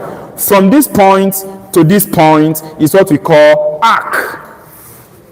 If I happen to cut these 2 points now, you can stretch this thing and get a straight line. True or false? That is why when dealing with an arc, we talk about length of an arc. Thank you very much. We talk about what? Length of an arc. That is what you're expected to know. So we go. This is our circle. We have this point. We have this point. Are you following, right? Now, observe something, because I'm going to ask you some questions. These are the 2 points. Let us get the center of the circle. Let's label the center as O. Let's label this point on the circle as A and this point as what? B. Connect the center to A. Connect the center to B. This AB along this curve is what we call what? Arc. But you notice that these 2 points that form the arc subtended. Did what I said? Subtended. That is, formed an angle at the what? Center. Let the angle be theta. So you have 2 points on the circle. The 2 points form an arc. The arc can form form an angle. Are you getting me right? On the center of the circle. With this information, we can calculate the length of this arc. We can calculate the length of what? The length of the arc. Length of arc, we can calculate it. Our physics students, take note. Under physics, circular motion, there is this formula we generate from length of an arc. And your examiner can test you on it. S equal to r root theta. This S is the distance along a circular path. Like this fan you have here now. Like this fan. Watch as I throw this thing a bit up. Watch where it's going to touch the fan. Just watch. Oh no. You saw the point, right? You see that point? So assuming this thing is stuck to that point. If it is what? Stuck to it. And this fan is turning. I can tell you to calculate the distance covered. Are you getting me right? I can tell you to calculate the distance covered by that point. All you need to do is to get the theta. We call this theta angular displacement. We call it what? And then you know if this fan is turning, which shape is traced? A circle. So multiply the radius of that circle, which is usually the fan blade. Are you getting me right? Because the fan blade is the head is the center. Are you getting me right? A fan blade makes the radius. All these things are 1 plus 1. You use the knowledge of maths to analyze them. That is why I keep telling you guys in the sciences, don't joke with maths. Those of you going for medical, you know, right from your own level, some people get you deceased. You don't do maths. Listen, maths is the father of all science, of all sciences. If you want to enjoy science for what it is, appreciate maths. So I've just taken your mind to something, those in physics class, you know, of what you would meet under circular motion. We'll meet it anyway. Length of an arc, let's go. What is the formula for calculating the length of this arc AB? Which is the same as perimeter of the arc, because length, distance is the same as what? Perimeter. But we shall be using length of an arc, L arc. Are you getting me right? L of the arc, ARC, is equal to, you know, if you like, I can use AB, since I use AB to label the points, the 2 points of the arc, but it doesn't matter. Now watch. This arc subtended an angle at the center, theta. So it's going to be theta divided by 360 degrees. Why 360? Why 360? Remember that an arc is simply part of a circle. Are you getting me? Yes. And the arc subtended made an angle theta at the center of that circle. But that arc is just part of a circle, like I said. A complete circle, what is the total angle? 360. We just learned that from our previous class. So out of the 360, the arc did not make up the entire circle. If the arc is the entire circle, it's going to be 360 over 360. Are you getting me right? But it's not the entire circle. It's just a portion of the circle, making some angle out of the 360. Are you following right? So you take a fraction. The angle that this arc made at the center, divide by the total angle of a circle. Now look at, an arc is part of the circumference of a circle. True or false? An arc is part of the circumference of a circle. I am explaining this so that it will be easy for you to memorize the formula. Why do we have theta over 360? Because the arc is just a portion of the complete world circle. The angle that arc made will just be a fraction of the total, a portion of the total angle in the circle. And if you're expressing fraction, it is like if we talk about fractions of girls here or fractions of boys, it will be boys over the total, girls over the total. Are you getting me right? So fraction of the angle that this arc made at the center will be the angle that arc made divided by the total 360. Then moving to the perimeter, the length of that arc itself. Remember that the arc length is simply a little portion of the length out of the total length of the circle. True or false? What is the formula of length of a circle? 2 pi r, which is the circumference. So once you take theta over 360, you multiply by what? 2 pi r, which is the perimeter or circumference of the circle. This is the formula of length of an arc. We are moving on. Are you following? Next, we are going to look at sector. Sector number 6. Sector. When we are done, then we can solve question 1 and we know we are done with this part. Sector. How does a sector look like? Still a portion of a circle.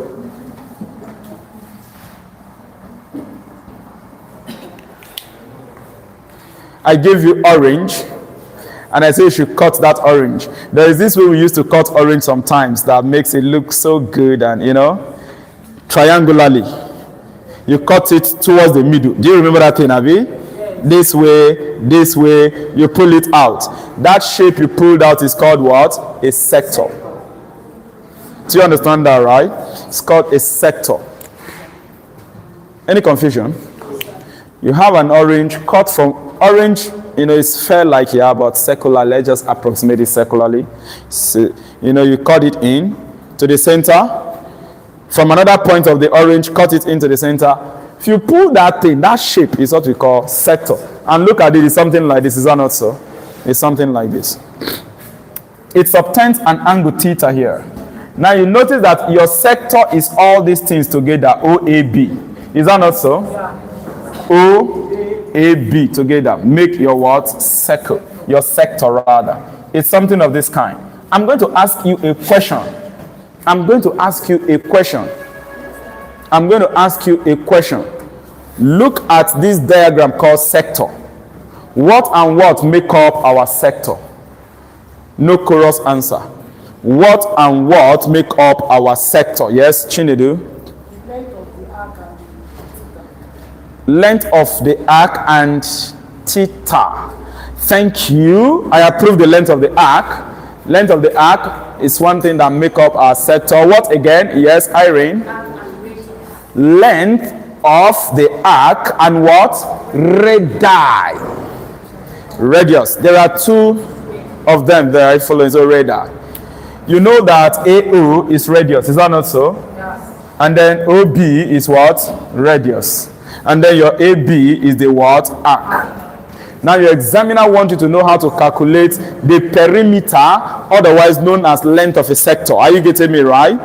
Perimeter of a sector, also known as what? Length of a sector. Your examiner wants you to know how to calculate area of a sector. Are you following right? Length of a sector and what? Area of a sector. These two are the focus, of your examiner when testing you on sector. So let us see what the formula for length of the sector, also known as perimeter of the sector. Perimeter of sector. I'm going to permit me to use P as a perimeter. I think I told you that perimeter of anything is the total distance around that thing. Is that not so? Good. It's the total distance around it. Now look at the sector. What makes up the total distance of the sector? What makes it up? Distance I'm talking about, not angle. The shape called sector. What makes up that total distance? Arc and what? How many radius?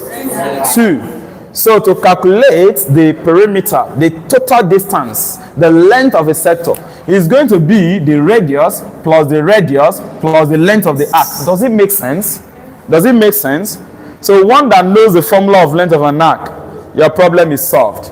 To get the total distance, you add the two radii. If you do radius plus radius, what will you get? 2r. Now is that not so? Then plus the arc. Length of an arc is what? Theta over 360 times 2 pi r. When you are evaluating this, you solve this part first. Multiply radius by 2. Whatever you get from here and here, you do what? Add them together. Let us analyze the area of a sector. Like I said, these are just a couple of formulas you are expected to memorize, and then the next thing is for you to know how to use them. Are you getting me right? The next is for you to know how to use them. We are looking at area of a sector as the next thing.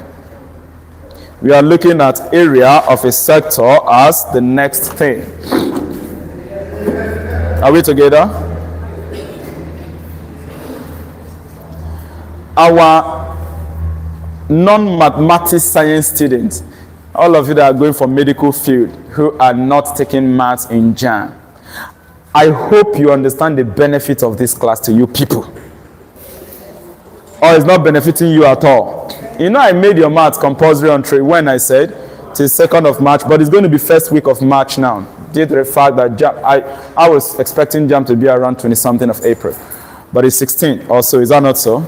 So first week of March, all the students not taking maths in JAMB, it's now your choice to decide whether to be coming for the maths class or what not. Are you following? Believe that up to this moment, I have done what I wanted to do for your good. Do you understand that? This thing helps you, number 1, to know how to process information quickly. Are you getting me? Number 2, to know how to substitute. Are you following right? Number 3, to know how to actually, a kind of walk around things fast. Sometimes without what? Calculus. These are not the things you expect me to be doing for you in physics. Although in physics, I've always taken my time to carry you along in it. But hey, we are entering last week of February soon, is that not so? From that last week of February, don't expect me to be, I come to solving problem in physics and chemistry, I'll be taking my time explaining in and out. Remember, in maths, it's not my business. If you like, you remember that day. If you like, don't remember. But of course, we've done our best. Make sure you follow up. Are you getting me? So that there will be no reason to drag back. Whenever we meet all this analysis that requires mathematics knowledge in physics and chemistry. Please, let's move on. In your biology, remember population density is also mathematics. Are you aware? Under ecology and ecological factor, you study population density. True or false?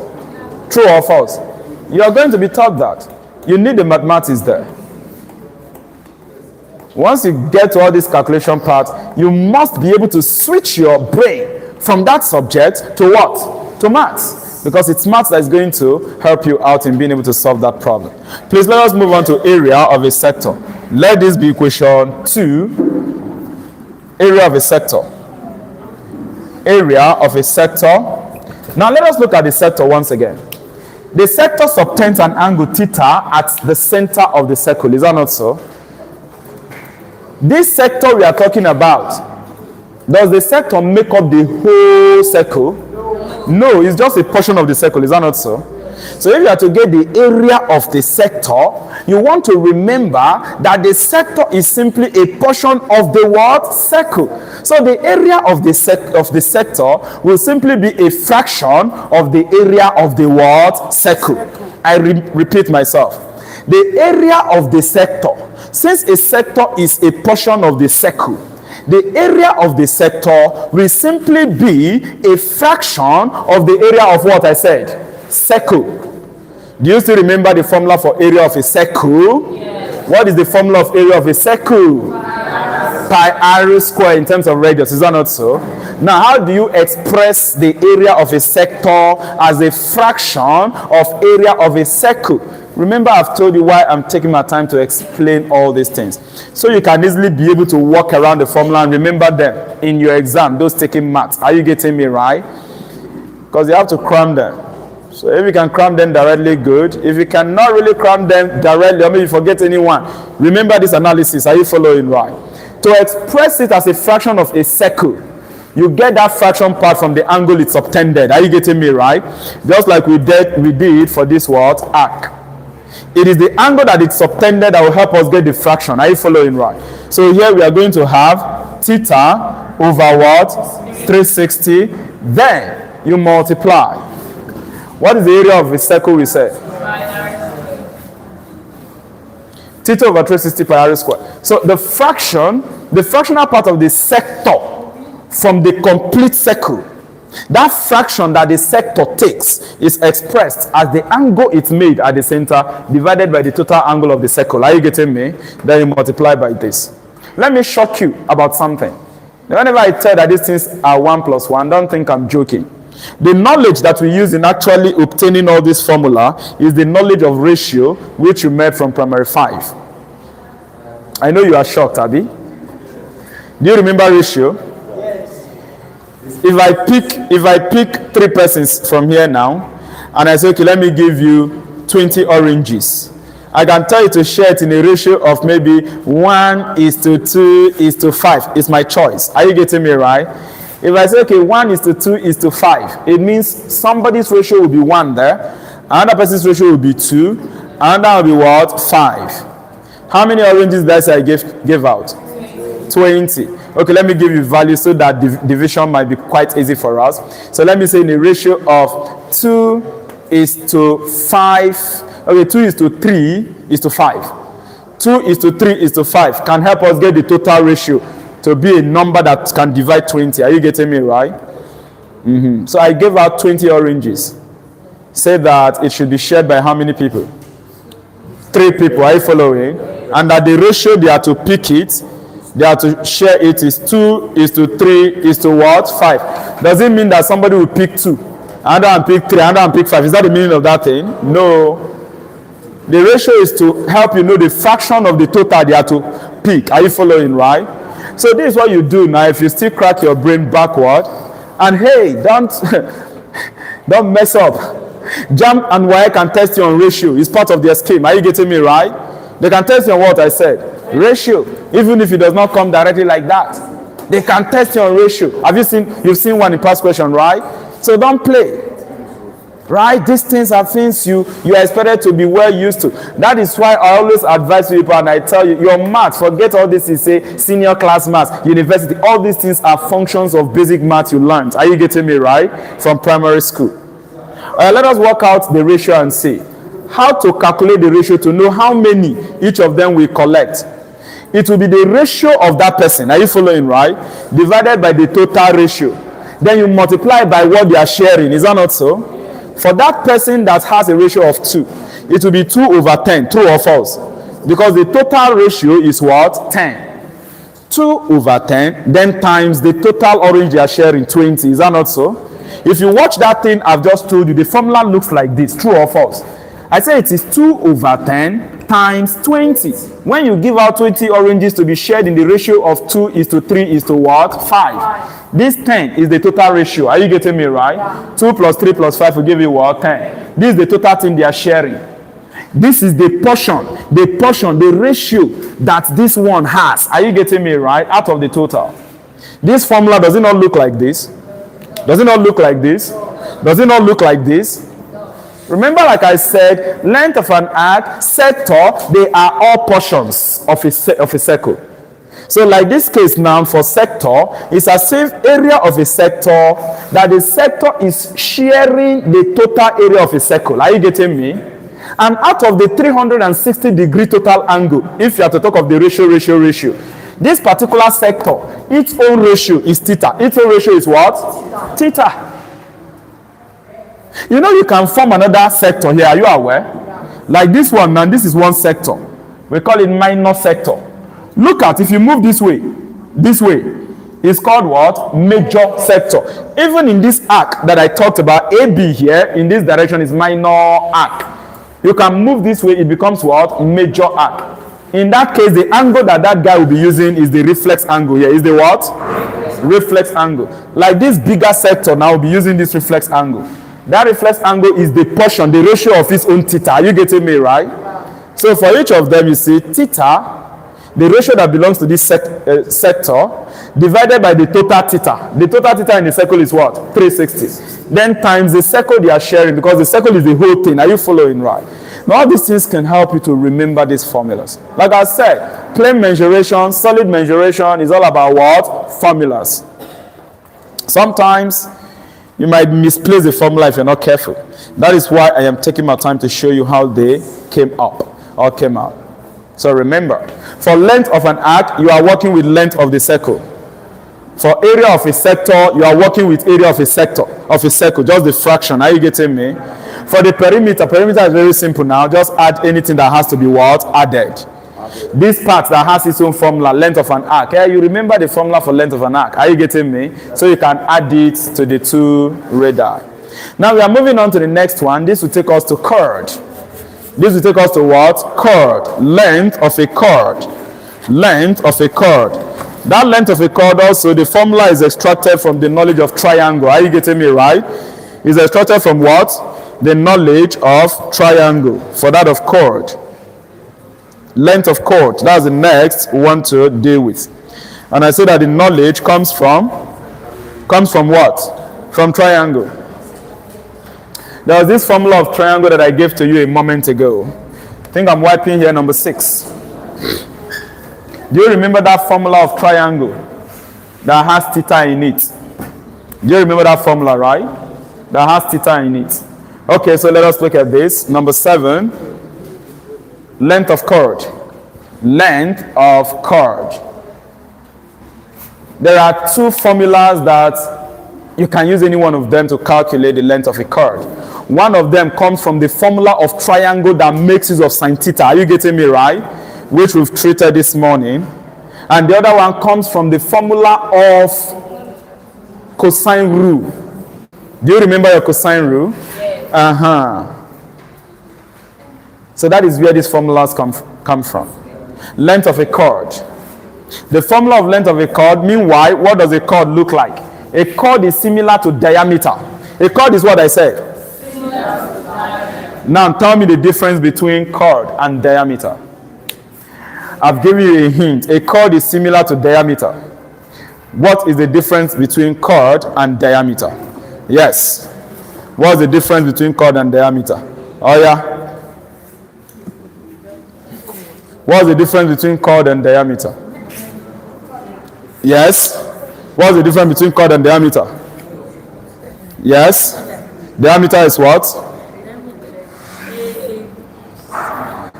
Diameter is what? Yes. Continue. Be audible. Be audible. Friends need to hear you. A diameter of a circle. He cannot hear you. The diameter of a circle is a line that runs across circle, but it's equal. But it's equal. Keep quiet.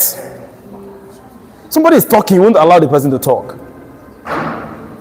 Yes. Thank you. You say it runs across. You have that idea. You have that idea. At least you know it runs across through a circle and other things. But just want to say something. Is that? But chord is not equal. Like the size. But chord is not equal. Okay, thank you. Think you've got the little idea on that. Let's hear from you. Diameter divides the circle into equal parts. Diameter divides. Did you hear him? He did not hear you. Diameter divides. Audible. Can you pay attention, please? Yes. A diameter divides a circle into two equal parts. He said that a diameter divides a circle into what? Two equal parts. You are very correct. Based on that definition, based on what I said, that definition, there is a particular thing I'm expecting. What did I say? There is a particular thing I am now expecting. For it to divide a circle into two equal parts, I am interested in where that thing passed through. Where it passed through. Yes. Where it passed through. Where it passed through. No chorus answer. I will slam your head. No chorus answer. Yes, let's hear from you, Jennifer. I can't hear you. The line passes through center of the circle. See, anything you are defining about diameter, see, if you don't tell us that it passes through the center of the circle, yeah, you are correct, it divides into equal parts. But you know there are certain terminologies. There are certain, what I said, terminologies, specific things that are requested or required sometimes whenever you are defining something, so that the definition will not be too ambiguous. Like, let it not be too open. Let it be pointed. So it divides the circle into two equal parts. You are correct. Hence, it passes through what we said. Good. Now, chord. So what differentiates it from chord? What differentiates it from chord? What differentiates it from chord? Yes. Chord. Yes, you've answered. I want to hear from somebody else. Chord. How do you identify chord? Because these things, they are almost the same in a circle. You should be able to differentiate between them. Sorry, yeah? Yes, chord. By the way, do you know that diameter is a chord? By the time you answer that question about what a chord is, I'll now tell you why diameter is a chord. But there is a special term used for it. Yes, chord. So none of you know what a chord is here, apart from 1-2 persons. Chord. Ada is not confident. Yes. Good luck. Let's hear from you. What's a chord? Chord does not divide. Good. Chord does not divide circle into two equal parts. You have spoken grammar. That's correct. It's good. Now, what is the implication? Remember when you guys defined, when your friends defined the concept of diameter, I told you there is a specific, terminology that we expect. Yes, let's hear from you. It does not. It does not divide. It does not divide circle into two equal parts. You have spoken grammar. That's correct. It's good. Now, what is the implication? Remember when you guys defined, when your friends defined the concept of diameter, I told you there is a specific, terminology that we expect. Yes, let's hear from you. It does not pass through. That it does not pass, not run from. It does not pass through the what? Center of the circle. Because if it passes through the center of the circle, it now means that it divides the circle into what? 2 equal parts. If that line passes through. So see, you should understand the definition of these terms. A diameter is a line that passes through the center of what? The circle, touching 2 points on the what? Circumference.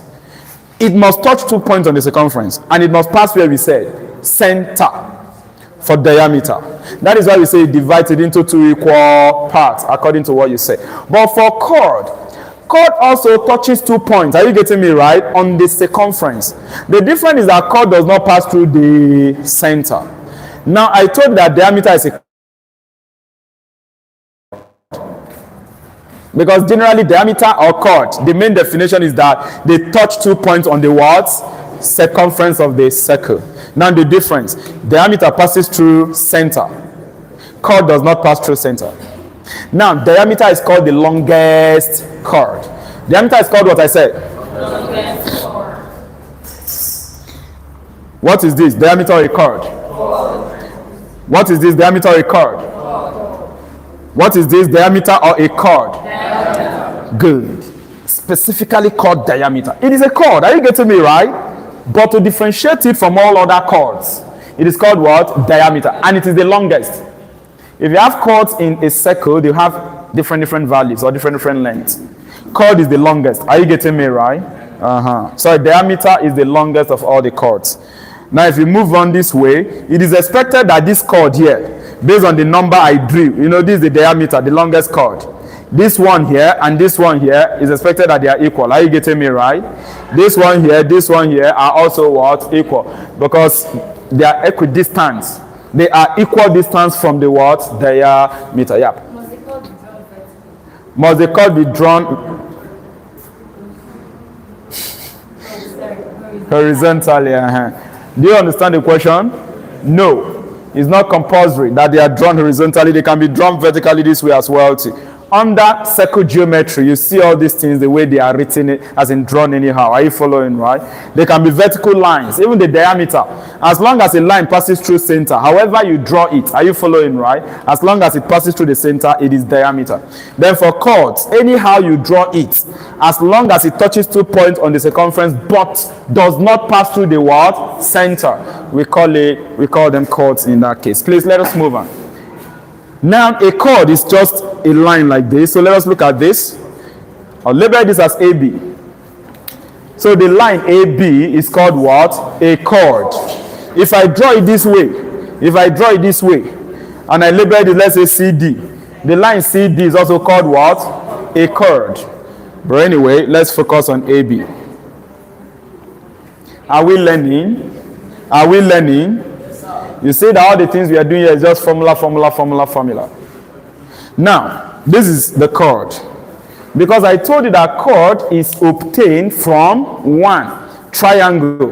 That one that makes use of the formula sin theta. Are you getting me? Remember 1 over 2. Do you remember that formula? 1 over 2 times the product of the two sides that bounce the angle, isn't it? Then multiply by the sine of the angle between them. From that formula, we derive length of a chord. We derive what I said? Length of a chord. And this is how the formula looks like. Now, based on this, I would like to complete this chord, saying that the arc that is together with this chord made an angle here. Are you following, right? Or the chord itself, there are two lines from the chord that subtends an angle at the center. This is theta. Am I communicating? You know that AO and BO, they are equal. True or false? AO and BO, they are what? Equal. Why do we say that they are equal? AO and BO are equal. Why? AO and BO, the lines you are seeing there on the board, they are equal. Why? They are both radius now, is that not so? Radius of a circle, are they not equal? Are they not equal? No matter, see, if I come over here now and I draw a line from this center to this place, It is equal to this point to this point. These are properties of this shape that you are expected to what? Know. Now, if the radii here, they are equal. If they are equal, now look at this shape. AOB. Shape AOB. What is the name of that shape? Shape AOB. What is the name? Triangle. Question, what type of triangle is this? Isosceles. It can either be isosceles or equilateral. For it to be equilateral, it means that the chord AB is equal to the radius. But most generally, we analyze it as an isosceles triangle. Now, on the basis of this, I want you guys to do something for me. You know what I want you to do for me is to give me the formula of, we are talking about length of a chord. Are you getting me right? Length of a chord. The length of this guy. The length of this guy. You know, when I gave you that formula of triangle that has two sides bounding an angle, forming an angle.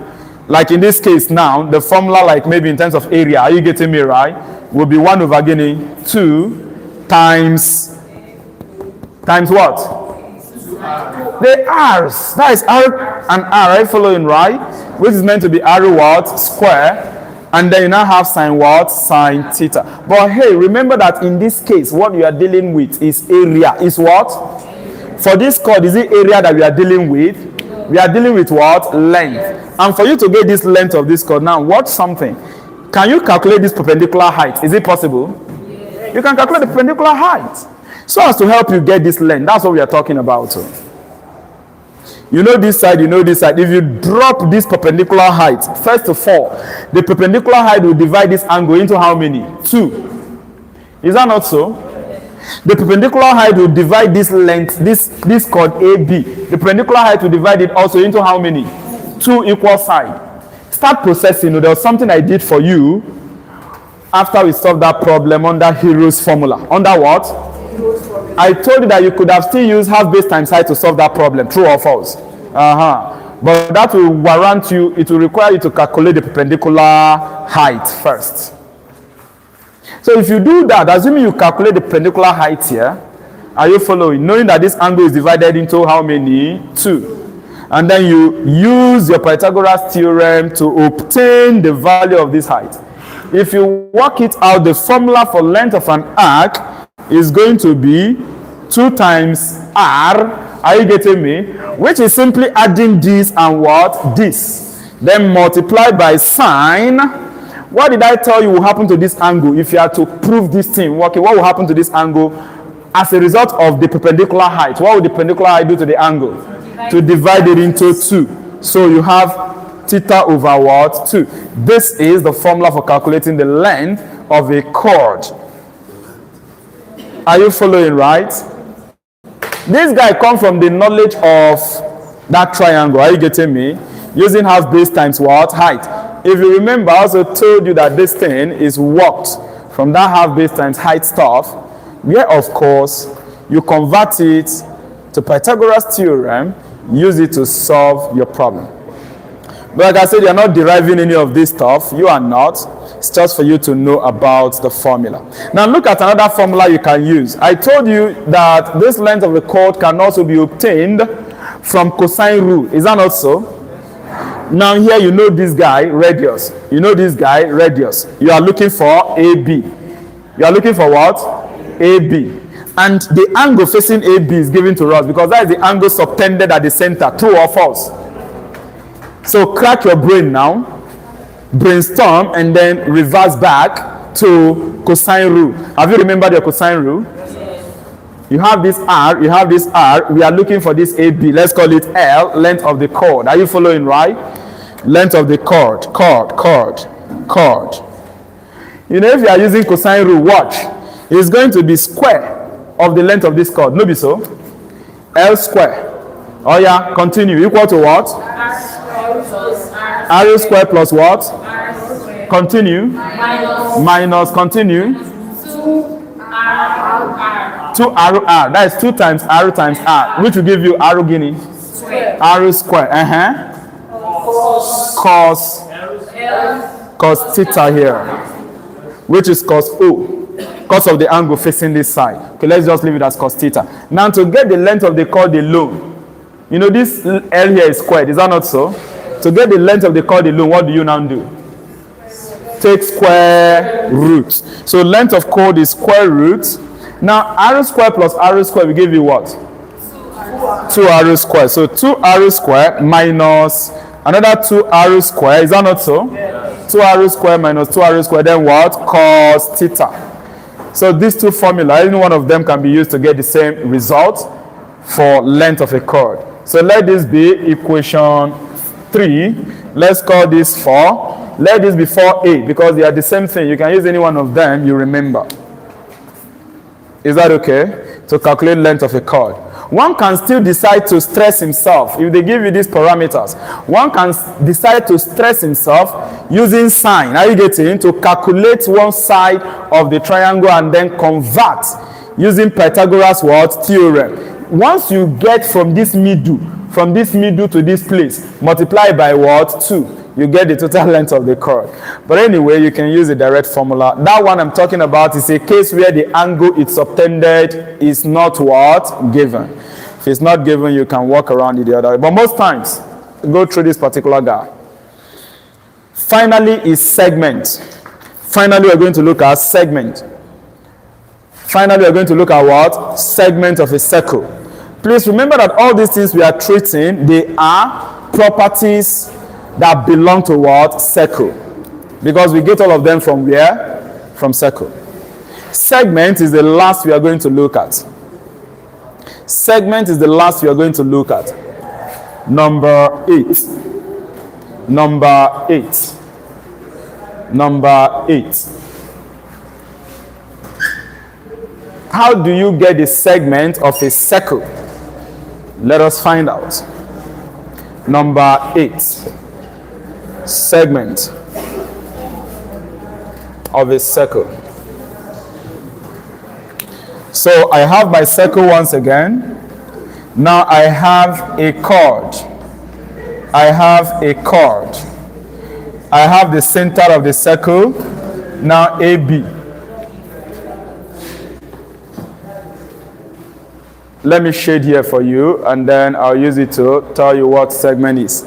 Segment is that portion I shaded. Are you getting me right? Segment is that portion I shaded. Segment is that portion I shaded. Now you have minor segment and what? Major segment. You know when I mentioned arc, I told you also have minor arc and what? Major arc. Under sector we have minor sector and what? Major sector. We don't have anything like minor chord and major chord. We only have chord. Are you getting me right? Now we are talking about segment. We have minor segment and what? Major segment. Look at this part I shaded. What forms your segment is a chord and an arc. Have that in mind so that if we are talking about perimeter of a chord, of a segment rather, length of a segment, you can actually make up the formula yourself. Are you following right? Before we talk about area of a segment. Take a look at it. A segment is a shape bounded by a chord and what? An arc. So if I am to extract it, it's something like this. This is what we call segment. Now, can you not also consider this bigger part? Can't you? Can't you? So this is minor segment and this is what? Major segment. Before we talk about area of a segment, let us look at perimeter of a segment because we can easily get that. We have gotten all the formulas we need. Perimeter of segment. Remember that perimeter, let me use P seg for it.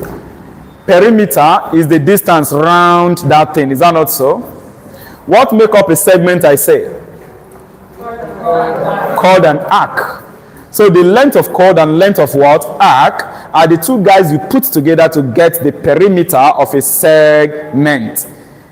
Which means if you know the formula of length of an arc, length of a chord, you shouldn't bother yourself about what? The perimeter or length of a segment.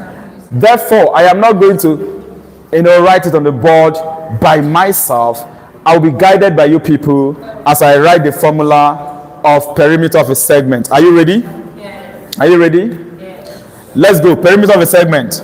Theta over 360 times 2 pi r plus 2r sine theta over 2. Correct. 2r sine theta over 2. Please look at this sine theta over 2. When you are solving question on it, you are expected to divide that angle by 2 first before you find what? The sine.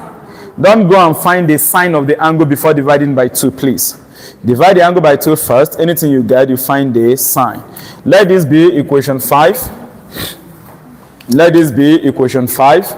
Then we now talk about area of a segment. To obtain area of a segment, there is a way you can get it. You have to bring in sector first. You have to bring in what?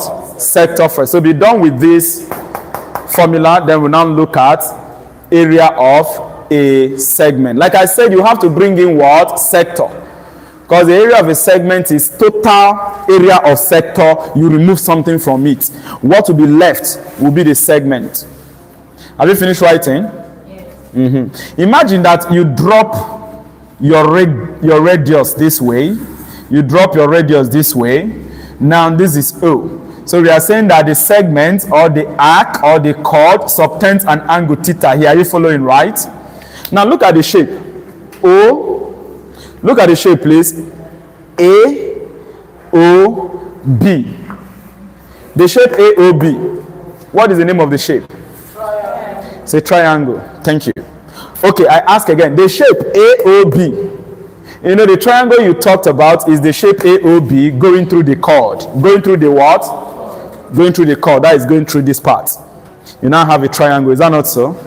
Now look at this other shape. AOB going through the arc. AOB going through the what? Arc. What is the name of that shape?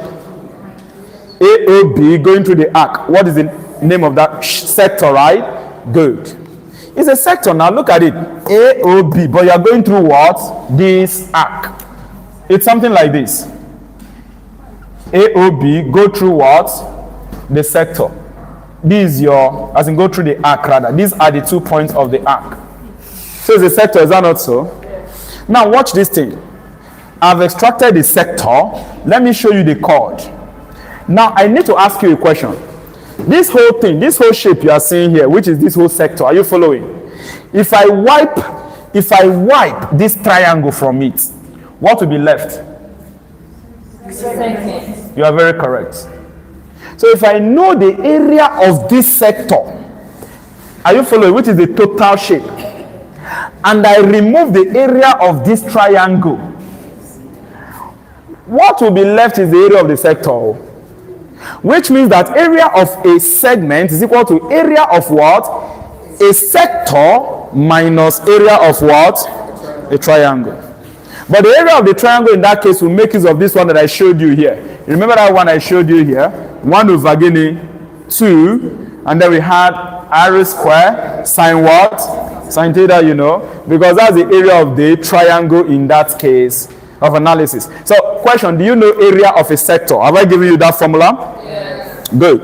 Do you know area of a triangle respecting the angle theta? Do you know it? Yes. Good. So if you have that area of that sector and then you subtract area of the triangle, what you get is area of segment. Therefore, give me the formula area of segment. Area of segment. Area of segment. Okay, let me just write area. It is already under segment. Are you ready? Yes. Are you ready? Yes. Area of segment. Let's go. Theta over 360 times pi r squared minus 1 over 2 r squared sine theta. You are very correct, dear friends. This is the formula equation 6. If you want to do any simplification, you can do. If you look at these two parts, something is common to both of them. What is that? R squared. So somebody might decide to rewrite this formula whereby I say area is equal to the R square, you pull it out. Let me show you, but I don't think it's necessary for you to stress yourself on that. in exam, but in case you see that formula anywhere and they're telling you that that's also formula of area of a segment, do not argue. It is still correct. Area is equal to, if I factorize r square out, you'll be getting r square bracket, what will be left here? So which we can simply write that as pi theta or theta pi. Are you getting me? Over what? 360 minus 1 over 2 sine theta. So if you see the formula like this, do not argue. It is also area of a segment.